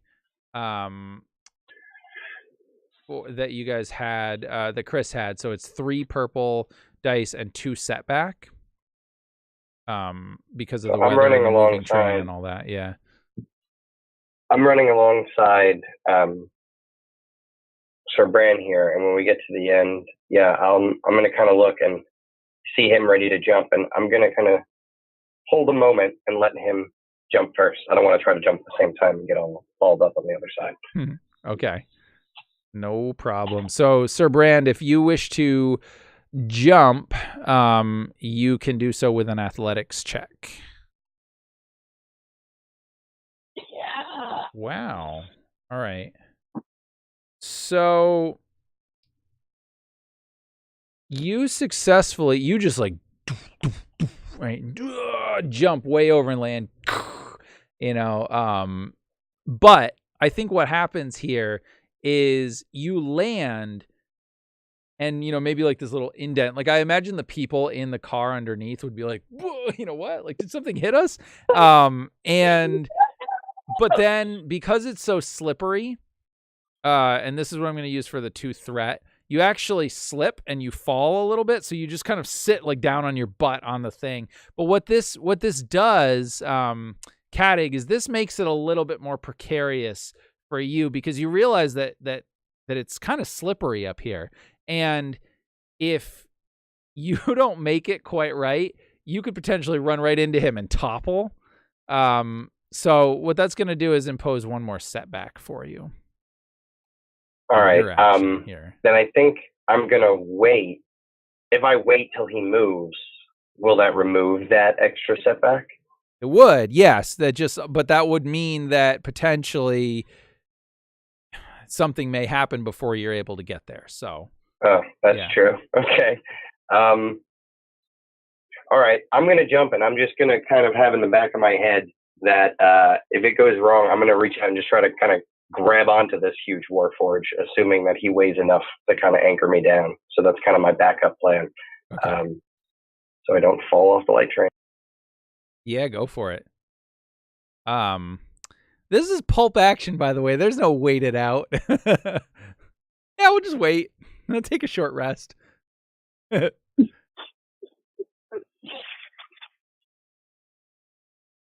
did Rory freeze for you guys? He froze for me. Oh, He no. did. Yeah, Bummer. I mean, I mean, at the most, like, climactic moment possible, right? Yeah, of course. He can hear you though. He just typed in. Oh yeah. Yeah. Okay, gotcha. Wow. So yeah, and so rats. Jeez. Okay. How am I gonna proceed with this? With 3 threat. Okay. So he succeeds. He kind of runs over.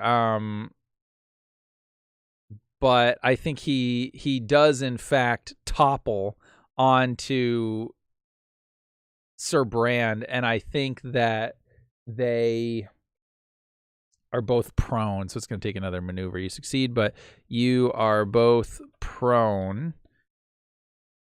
And because you collide, and that will take a maneuver to get up.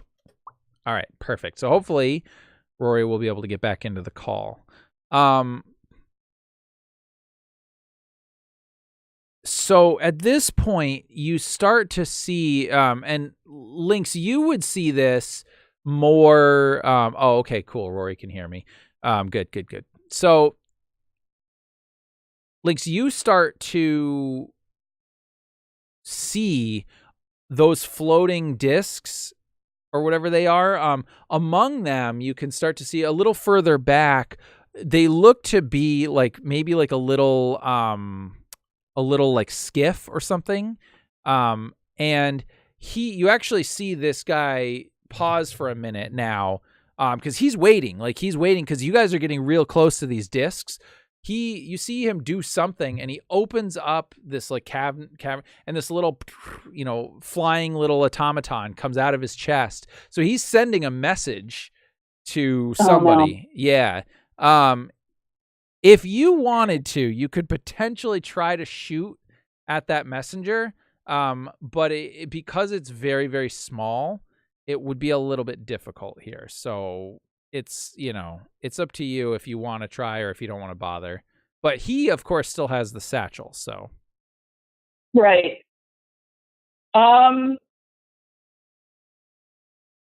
shoot, he's going to call for help. How about if I flip a story point? And say what? that I can hit it.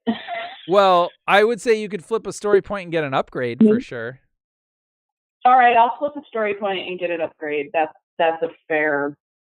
All right, and yeah, I'm gonna shoot at that thing. Okay, so I think now I had but I really want to. Yeah, but I don't want him to get help. I have an upgrade for my next attack on him, but that's for him, not for his little messenger, right? Yeah, if you were making an attack on him based on his vulnerable spot. So yeah, that wouldn't. But you know what? If you wanted to, I could say it would be feasible that you could at least turn that into like a couple of boost dice if you wanted to. Nah, No. I think I want to save it for him. Okay. That is too important. Yep. Cool. Right. All right, so you're going to actually be looking, even though this is at short range, I'm going to make this at 2 purple because, because of the fact that it is silhouette. The silhouette is so small. Okay. I think that increases the difficulty. I'm trying to look for the rule here. I have linked 2 on this weapon as well. Okay. I'm not exactly sure how that works with. Yeah. Wow, the hand crossbow has linked? Yeah. Oh, because it's a repeating crossbow, right?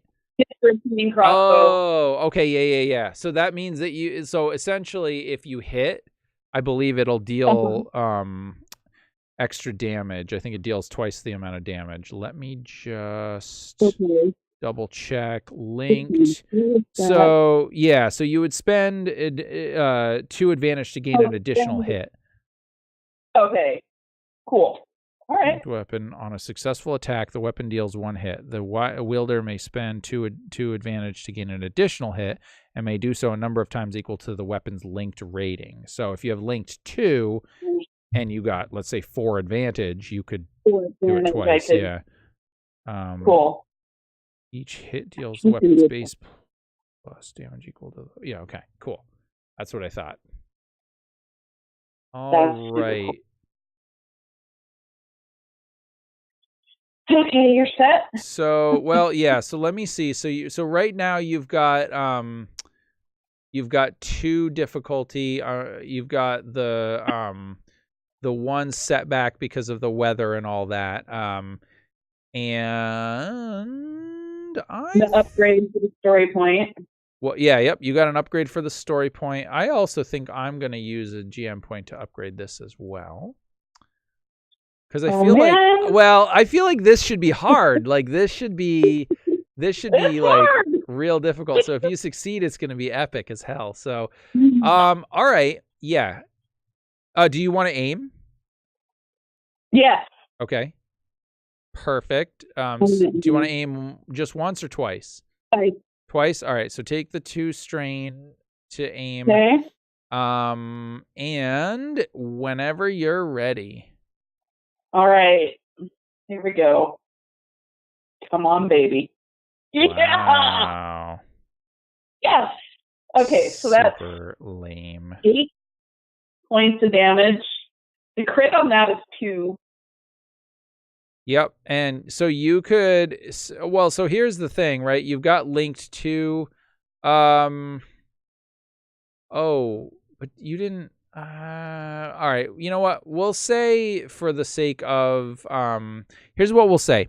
We're going to say that, because you didn't prepare it technically. However, we can say that the triumph that you had on the previous one, you can use that to have prepared it. For firing. Okay. Yeah, so how do you want to use those advantages? Do you want to get some of the extra shots? Do you want to get a crit? Do you want to do an extra shot and a crit? An extra shot and a crit. Okay. So that definitely takes out this messenger. You kind of, in fact, if you want, I don't know how much I get for repeating cross. I guess this would fire several bolts. So if you want to kind of describe it, how this looks, but you take it out for sure. So I think it looks like Van Helsing's little crossbow, in that movie. Yep. Right. And so as I go to fire at it, it kind of rotates around, and you see these arrows just fire out at this little messenger, and it just like pierces it into a couple pieces, and it just falls away and floats out of the sky. Yeah, I don't even know that it falls away. I think, it literally just goes, and drops with a couple of these quarrels in it, or bolts or whatever. And I think that the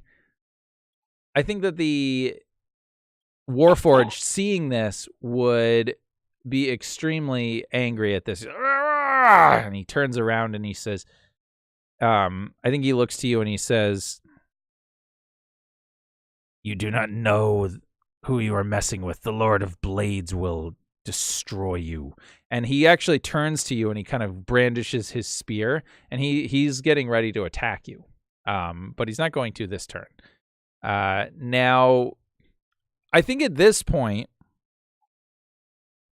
we are going to have to roll initiative again, because we're looking at, excuse me, a couple of things happening. This guy is ready to attack, and you can actually see at this point there are several of these like floating discs, but you see a skiff, just a small like air skiff, kind of flying in between these things, and you can definitely make out a few figures. And to punctuate this whole thing, some crossbow bolts start flying in your direction. They're not close enough to hit you, but it's close enough to be scary. And I think actually what's going to happen is you can see, Chris, you guys are getting right up close to these flying discs at this point. The Warforged notices this, and you see him get into a crouch ready, like he's going to jump onto one. So if you all want to roll vigilance for me. Can we roll cool? Nope. Damn. Okay. All right. Let's see. Do we have dude's vigilance?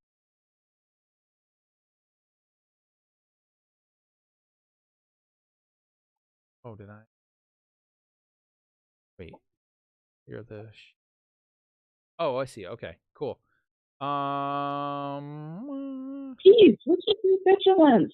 Hey, you created this guy.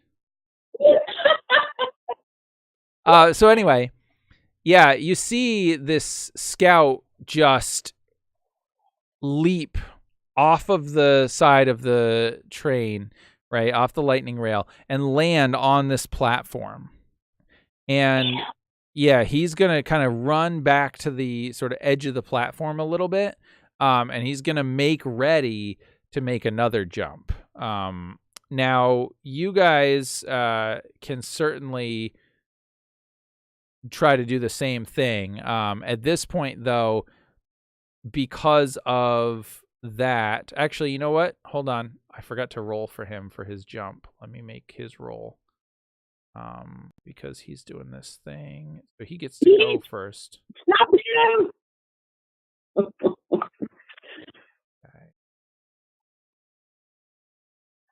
What do you have?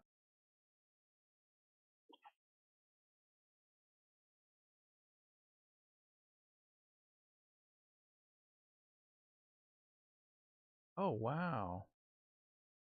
All right, so he doesn't have the skills. So we're going to put it in here. Agility. We're going to do... Is athletics based on agility or brawn? I think it's based on brawn. Brawn, okay.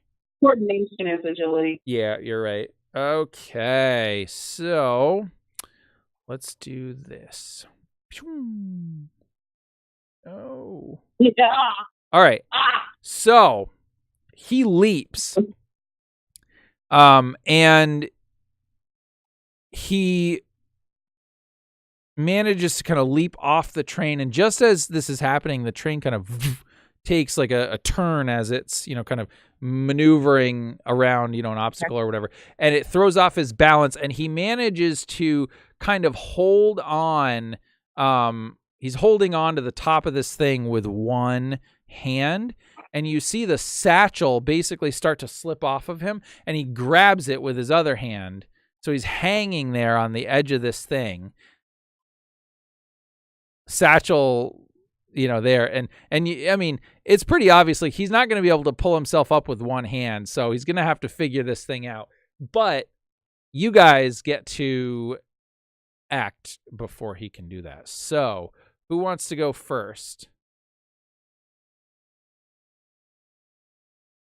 Okay, I will.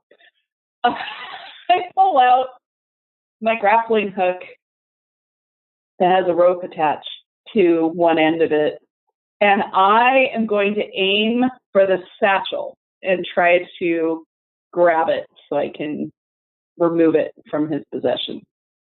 Oh my God. All right. Okay. So you're at short range, but I think that's a damn hard shot. So I'm just going to use an upgrade on it. You do get the two setback dice because you're aiming at a specific thing, like a called shot. Are you going to use an aim maneuver? Yeah, let's do that again. Okay. I will aim twice again, in fact. Wow, my strain's getting up there. And then, how do you want me to do this as coordination? Or do you want me to do it as if it were my crossbow? No, yeah, use your crossbow, because you're trying to, did you say, are you trying to shoot it out of his hand, or are you trying to like pin it to? No. I'm trying to like use it with a grapple? Trying to hook it with my grappling hook so that I could pull it to us.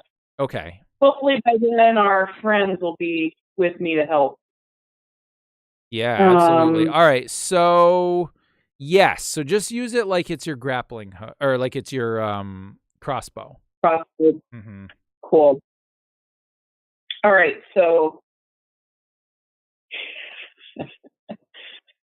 wow. All right. So here's what I think is going to happen. All right. Yeah, so you succeed. So you hey, welcome back. Awesome. Yep. So you succeed. So like, did you kind of like attach the grapple onto the crossbow and or whatever? Okay. Yeah. Nice. So we'll say that happened, and you fire right, and it kind of grapples onto the satchel, and I think that it you have it. Now you'll have to like probably pull it back. And the thing that's going to happen here is you realize that you've got it, right? You're on the top of the train, so that's fine. You're going to have to pull it in, but you do know that skiff is kind of making its way towards you. It's going to be here probably within a couple of rounds. So Cadding and Sir Brand, you see that she sort of managed to get it, and you see the Warforged, like, as it gets ripped out of his hand, you actually see he kind of like gets pulled a little bit, and then as it yanks out of his hand, he reaches for it, and when that happens, his grip lets go from the thing, and he goes and falls splat on the ground. But you notice that the skiff is also making its way. So what are you guys going to do? You guys are a little ways away from her at this point. Well, I'm going to get off of Sir Brand first. I'm going to use my first maneuver to disentangle myself from him and stand up from being prone. Yep. And then I'm going to start moving toward Lynx, seeing what she did and seeing that she has the satchel that we need. Okay. And Sir Brand, are you going to do the same thing? Yeah, I would get up and rush over there and help her like pull it in. Okay. So what you guys will be able to realize is that because of, you know, how far away you are, the fact that you were prone, that it's slippery, whatever, you'll be able to make it to her safely, but you're kind of ascertaining at the speed that the train's moving and the speed that this skiff is moving, it's probably going to get near you guys by the time you get to her. So this is going to be a close thing for sure. So you guys are making your way across this slippery, you know, moving thing. You kind of hear these faint noises from behind you. And if you kind of take a quick glance, you see it looks like probably one of the guards that are on the train is kind of like popped his head up to see what's going on. You know, especially when Sir Brand like you know jumped down onto the thing. You know, it's like, hey, what are you doing up there? But before you can really do much, you kind of hear this clink, clink, clink, clink, clink, and you realize that like it's crossbow bolts plinking off the decks in front of you, or off the you know the ceiling in front of you as you're kind of walking, and you realize it's coming from that skiff. And as you kind of look through the rain and the lightning and whatever, that skiff it's you know it's a small, pretty you know small flying craft, but there's probably about 4 or 5 Warforged at the you know at the deck rail, just you know. But you've gotten into this point now where you realize that these platforms are meant to maneuver. Like you can get on these things and you can maneuver them. They go up and down more quickly than they do like forward or back or side to side. But you could potentially jump on one of these things. You won't be able to outrun this skiff, but you have a possibility if you want to. Or you could stage a boarding action. Or you could try to just jump back down on the train. I mean, you know, you got lots of options. So Lynx has this rope, and at the end of it is the satchel. Yeah. We need to protect her long enough to pull the satchel in. Yeah. I'm going to. I'm near her now. Mm-hmm. We've said that. Okay. I'm going to pull out my shield, and I'm going to try to position myself between Lynx and this craft to try to take any of the crossbow bolts, at least while we figure out what we're doing. Okay. That's going to be my maneuvers. Yep. Yeah, and as you're doing that, you see that they stop firing, but you see that the skiff is kind of moving in and getting parallel to the train. Yep. And I just always keep myself like directly between, you know what I mean? So even while they're not firing, I'm just being careful. Sure. Yep. And Sir Brand, what are you going to do? Well, I would probably stand on the other side where my back would be facing the other one, but I would help her like yank that thing. Okay. Awesome. So you guys are waiting, you know, you're trying to help her pull this thing up, right? And it's got a bit of a hold on it, but I mean, like, you know, it's a grappling hook on the like, I think that the satchel probably, so you don't want to yank it too hard and with the wind and all that. So you're pulling this up, and you'll see, and Caddy, you'll probably be the one most aware of this as this is happening. Just as you're about to get the satchel up onto the thing, a couple of things start to happen. The lightning rail starts to slow a little bit, you know, just gradually slowing, and you realize that you're pulling into Sharn. You're going to be there probably within a few minutes, and this is, you know, kind of on one of the sort of lower mid levels, but you can see up ahead of you the great big like platform of Sharn where the lightning rail express will pull in. But you also feel the thump, thump as at least 2 Warforged jump off of their skiff onto the top here. And one of them, who's still on the skiff, kind of comes over to the railing, and this guy's he's bigger than the rest of them. Like, this is a big, nasty Warforged. Sir Brand, you might recognize this as like a Warforged Titan. These are one of those like super, he's one of the super battle droids if we're talking Star Wars. But he stays on the ship and he says, "Enough of this. Hand over your stolen property, and we will let you live. Throw it to us." I have a hearing problem. Why don't you come here and say it closer? Oh, man. Instigator. All right. And you didn't get your beat stick on in the first game. What's that? You're the thief here. Yeah, right. No, he's the two guys that are on the train are going to they're gonna try to take it from you. But he says, the goods that you have taken belong in the Mornland. They do not belong with you. And then, these two Warforged that are on the train right now come up, and they've got big spears and clubs and stuff, and they're gonna one of them spear in one hand holds his hand out to you. Do we have the stuff or? Yeah, you're pulling the satchel in. You've basically pulled it in at this point. Gotcha. Yeah. I don't know if you have a problem with it, but I would open my little compartment, and I would throw my hat at him and grab the satchel and put it in there, and pretty much turn like I'm gonna run and jump inside the train. Orson's gonna be so pissed. Okay, you threw your hat. All right. I didn't want to, but I can't have this. Does that hat like the guy in bronze? Does it have a weapon? You took the satchel? Well, I think what he's trying to do is he's gonna throw his hat as like a distraction, and then when that happens, grab the satchel from Lynx and put it in his special, Warforged pocket. I'm gonna put it, yeah. Okay. Inside of him. Gotcha. Let's see. All right.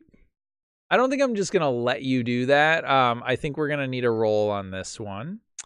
And I'm thinking that what we're gonna do is, let's see, we're going to do, I'm thinking probably sleight of hand. Skullduggery. I'm trying to think if there might be another. I think that's probably the only one that really makes sense in this case. Yeah, I think we're gonna do skullduggery. Now, they are they're watching the satchel. They're fixated on this thing. So I'm going to set this at a 2 difficulty. I'm also going to impose 2 setback as well, because I think that this is not going to be easy. I'm definitely not going to win this. I don't got those skills in that. Well, give it a shot, see how it goes. Is this a social maneuver? He's using skullduggery. Would you consider part of this a social maneuver? Potentially. No, not his action. His action is not a social maneuver because he's literally throwing. So it could be coordination as well, maybe. Oh, okay, no, never mind. Yeah. So I would say you could either use skullduggery or coordination. Skullduggery would probably be more along the lines of you trying to fake them out and sleight of hand and all that, versus coordination. So line it up and And is there any maneuvers that I can do to boost it or not really? You could use aim, I suppose. So I can aim twice and. Sure, yeah, you got to take some strain. Yeah, I'll do that, and I'll use some story points. Can I assist, seeing what he's doing, what he's aiming for, or trying to do? Can I assist him? Yes, I think you could potentially assist him. How do you imagine you would do that? Like, I think as he's throwing the hat, I'm trying to put it in, replace his hat with the satchel. Okay. All right. And my embroidery not bad neither. It's not gradation. So then, yeah, so that's fine. So right now, well, then I'm going to use a GM story point as well. I think because this is sort of a turning point moment right here. So right now you're looking at 2 difficulty, but it's upgraded with 2 setback dice. However, you've got an upgrade on your end and you have 3 boost dice. So whenever you're ready. Okay, this is gonna suck. All right. That doesn't suck. So you throw your hat. What does this whole thing look like? As you throw your hat, you distract them, and Lynx puts the satchel in. He would open the thing, his like chest cavity up, right? And all you see is this wiring and stuff, and he would stick his hand in there to grab this hat. And the hat's pretty big because everyone has to fit his hat, so he would throw it at him. And as he's throwing it, he would be turning around, and I would imagine she would be putting it in there. So as he's doing that, he's pretty much going to try to grab her and run inside the train. Okay. Let's do this. Let's roll initiative. And we're going to use vigilance again.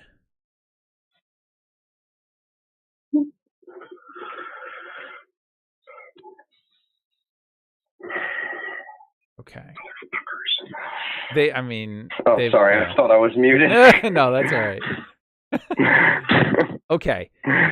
Every time I see them roll, I'm like, oh. Yep.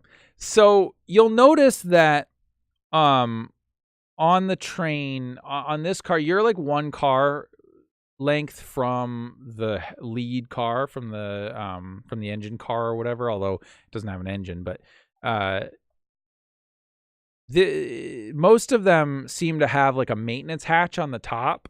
Now you're a little ways away from it, but what ends up happening is the 2 Warforged that are on here, one of them is basically standing on it at this point to prevent you from using that. The other one, completely ignoring at this point Lynx, is looking at you, Sir Brand, and he says to you, "Brother, come with us." Actually, this one sounds a little bit more like a female voice as much as Warforged can. "Brother, come with us. You've clearly seen time in the last battle. We need someone like you to protect our kind. And that artifact that you carry is a source of our subjugation." How do I know you guys won't betray me? And if a Warforged could look shocked, she would. She says, "You do not understand. We do not betray our own. If you join us, come into our organization, you will be treated like you deserve to be treated, like an equal. Not someone that was created by these fleshlings to serve them and to fight their wars. The Lord of Blades takes care of his own."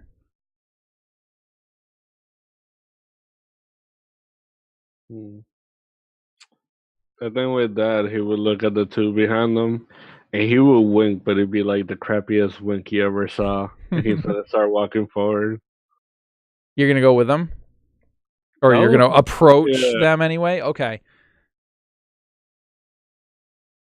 All right. What do Cattig and Lynx do at this point? Seeing this awkward wink that you're not sure is a wink because it's a Warforged, and can they really wink? They don't have eyelids. I know what I was gonna do. Now I don't know.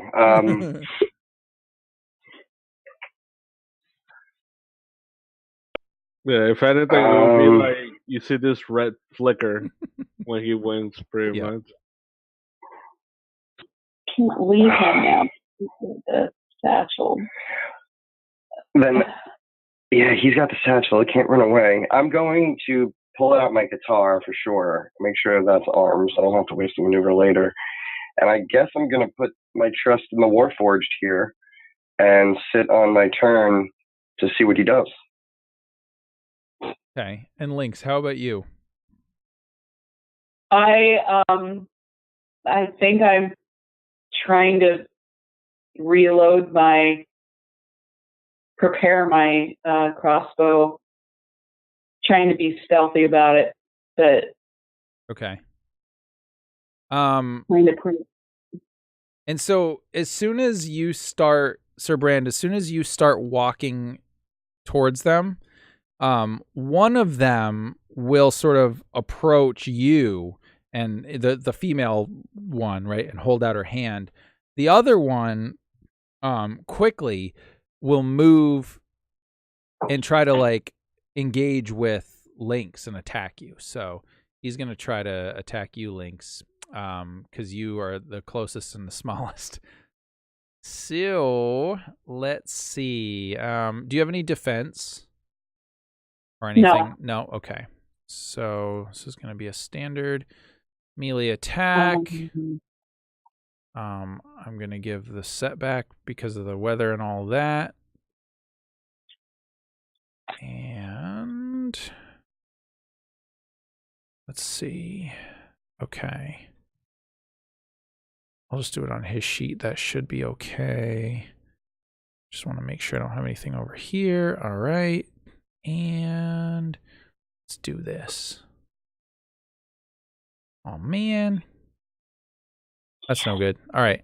So, yeah, he comes at you, and he comes basically, like, at you with this, like, you know, it's not even a spear. It's basically, it's almost kind of like what Kadig has, except that it's his hand. It's his hand that's, like, formed into this big, like, spear point, and he comes charging at you, trying to, right, and trying to stab you. And you kind of like duck out of the way a little bit, you know, definitely move because, you know, you're pretty agile, and he starts to like skid and slide. And what ends up happening is he like basically tumbles and falls onto the roof of the car, and he has to jam his fist into the roof of the lightning rail to prevent himself from falling off. But at this point, before Kadig goes, Sir Brand, the female Warforged is going to grab your arm, and she says, "We must go now." And she's going to try to, like, you know, get you to jump back over. I mean, it's not a hard jump, but to jump over onto the thing. So that's what she says. Kadig, you see this one try to attack Lynx. She manages to fend off his attack, and he's prone for the moment. But you see the other one grabbing Sir Brand and saying, you know, we got to go. Not wanting to interfere with his plan, but still wanting to do something here. Kadig is going to kind of, you know, do a quick. How close am I to Lynx? Not far, right? No, yeah, you guys are all pretty close to each other, yeah. Yeah, so I kind of imagine, like, I kind of like step carefully, like, behind Lynx, put my hand on her shoulder, and like make with my Qatar kind of like jab down at the guy who's hanging on to the car. Okay. So what I'm going to say then... Oh, sorry. I rolled too early. Apologize. Oh, yeah. All right. Got ahead of myself. That's okay. I know you got excited.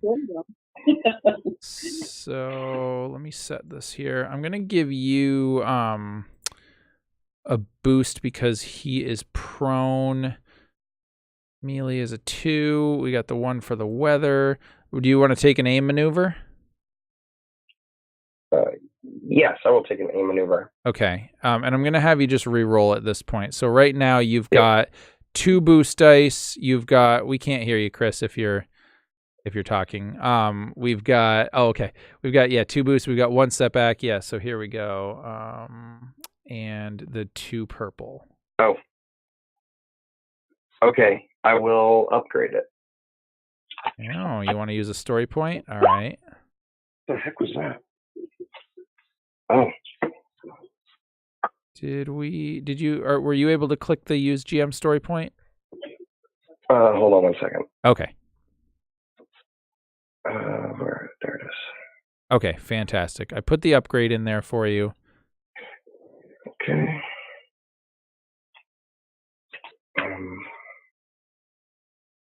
And there we go. All right. So, gnarly. Do you want to use your crit? Yeah, I will use my crit. Well, actually, hold on. So, oh man, so you can't actually in this case because he's got a soak of 4, and so you're only dealing him 3 damage, so you can't actually crit on him. So in that case, so you hit him, but you just cannot. Your Qatar cannot penetrate through the dense carapace that makes up this Warforged. Not to mention the kind of leathery like clothing or whatever that he's got on. So, but you do have 3 advantage. Can you think of something that you'd like to do with that advantage? Well, I don't know if I can do this. What is he holding on with? So he's literally holding like his like spear hand is like jammed into the like literally jammed it through the roof so he would not fall off the edge. Can I use the advantage to kind of kick the spear and see if it if it all goes? I don't know how I could do something like that. I don't know if you could do that necessarily, but what you might be able to do is sort of like you could maybe put your foot like on him or something and try to push him a little bit. And I think what would happen in that case is you would see like, and so what it'll do is it'll give him a couple of setback on his next action. Okay. Yeah, that's cool. Okay. Cool. Yeah, I'll kind of I'll press the spear handle with my foot, and his hand kind of then slides down it as it sort of gets like a bad angle, so he has to reposition himself to grip, and he's in a worse position now. All right, fantastic. So what we're going to do then is I'm going to delay his action for just a minute, and Sir Brand, this Warforged has said, we got to go. And she's literally like, we need to jump now. Let's go. Yeah, okay. So this is what I was going to do. Okay. I was wondering if, when she goes to, try to, take me to do the jump, if I can grab her by the arms and use her momentum to pretty much toss her out. Yeah, I think that's cool. Let's see. All right, I think what you're going to need to do then is you're going to need to make a brawl check. And what I'm going to do is I'm going to give you 2 boost dice because with the momentum, she's going. But there's also going to be a few setback dice. One, obviously, because of the weather, but one because she's got a hold on you as well. Like she's grabbed onto your arm and she's like, we got to go, right? Yeah, that's cool. I'm going to upgrade the crap out of it anyway, so I'll double aim and I'll use a story point. Okay, you're going to double aim. You're going to use a story point. Okay.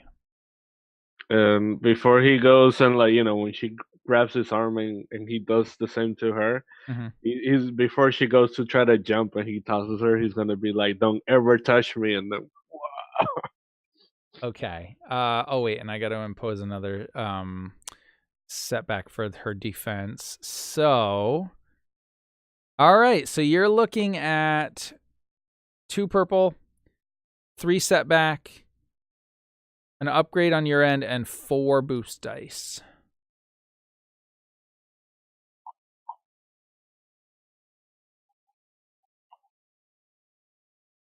And whenever you're ready, you roll that brawl check. Oh boy. Wow. Okay. So you definitely throw her off. Do you have any idea how you want to deal with that triumph? Um,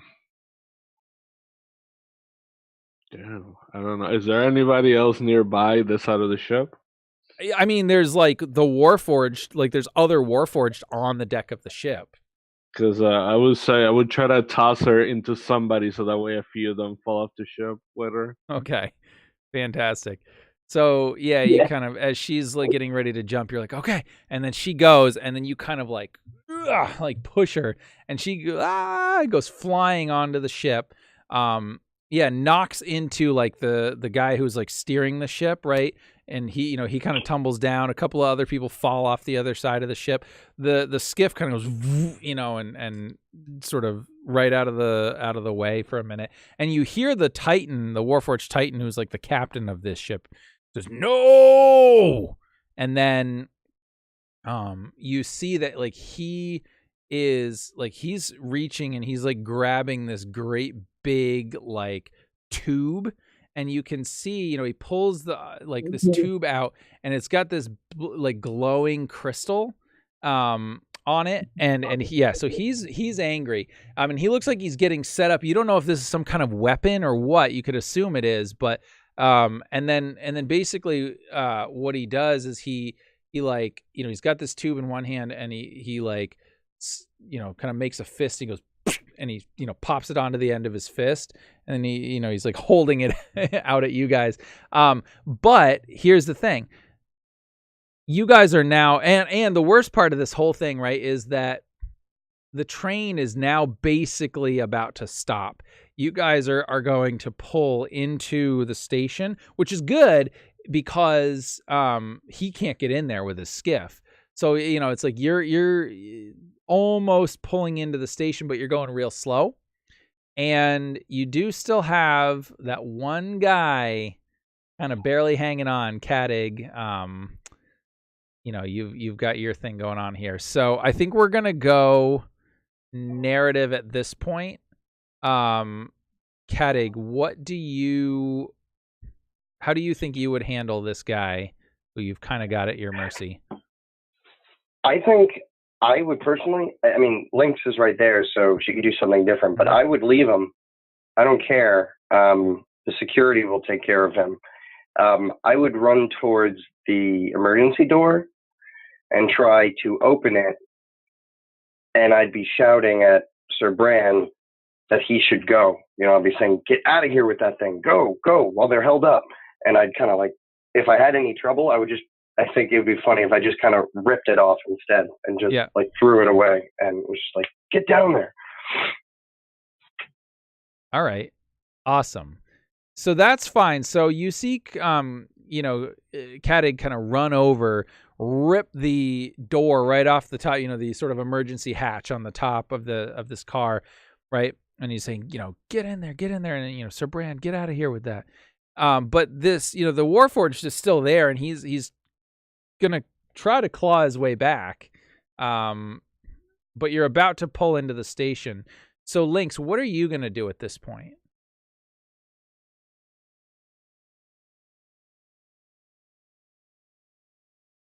Oh, you appear muted if you're talking. Yeah, you're muted. I don't know if your phone muted or not, but oh yeah. There we go. There we go. I'm so torn. I'm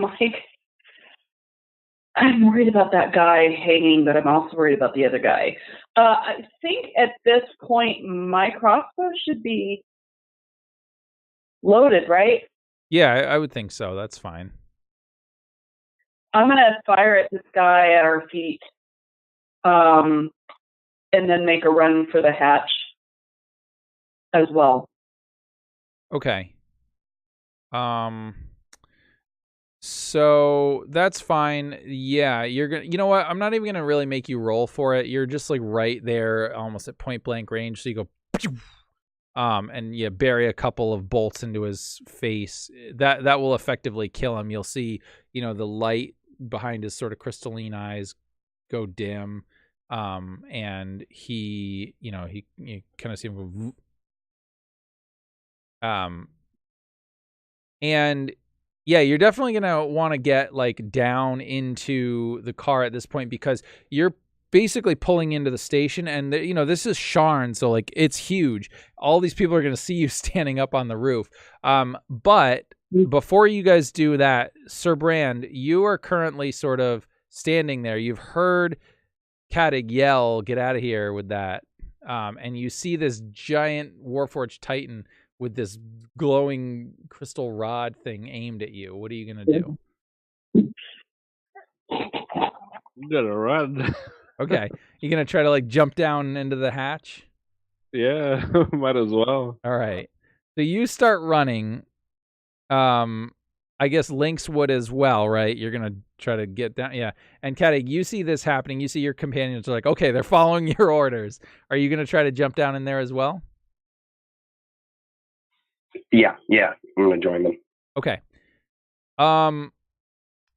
Who do you imagine would jump in first, and who do you imagine would jump in last? I think I jump in last. Okay. I hope Sir Brand jumps in first just to get him in there, but if Lynx is faster, so it doesn't really probably matter. Lynx would go in. Okay. So, Lynx, you jump in just fine. Right, you plop down into the car. People are startled, of course. Whoa, what's but whatever. This is a passenger car. You're pulling into the station. Things are fine. Then next jumps in Sir Brand, right? And that's much more of a shock because he's big and he lands again, and people scream a little bit, like it's just startling. And I'm sure, he's like, I mean no harm. And, oh no, hopefully Rory can still hear us. I don't know if you're good. Okay. You were just remarkably still.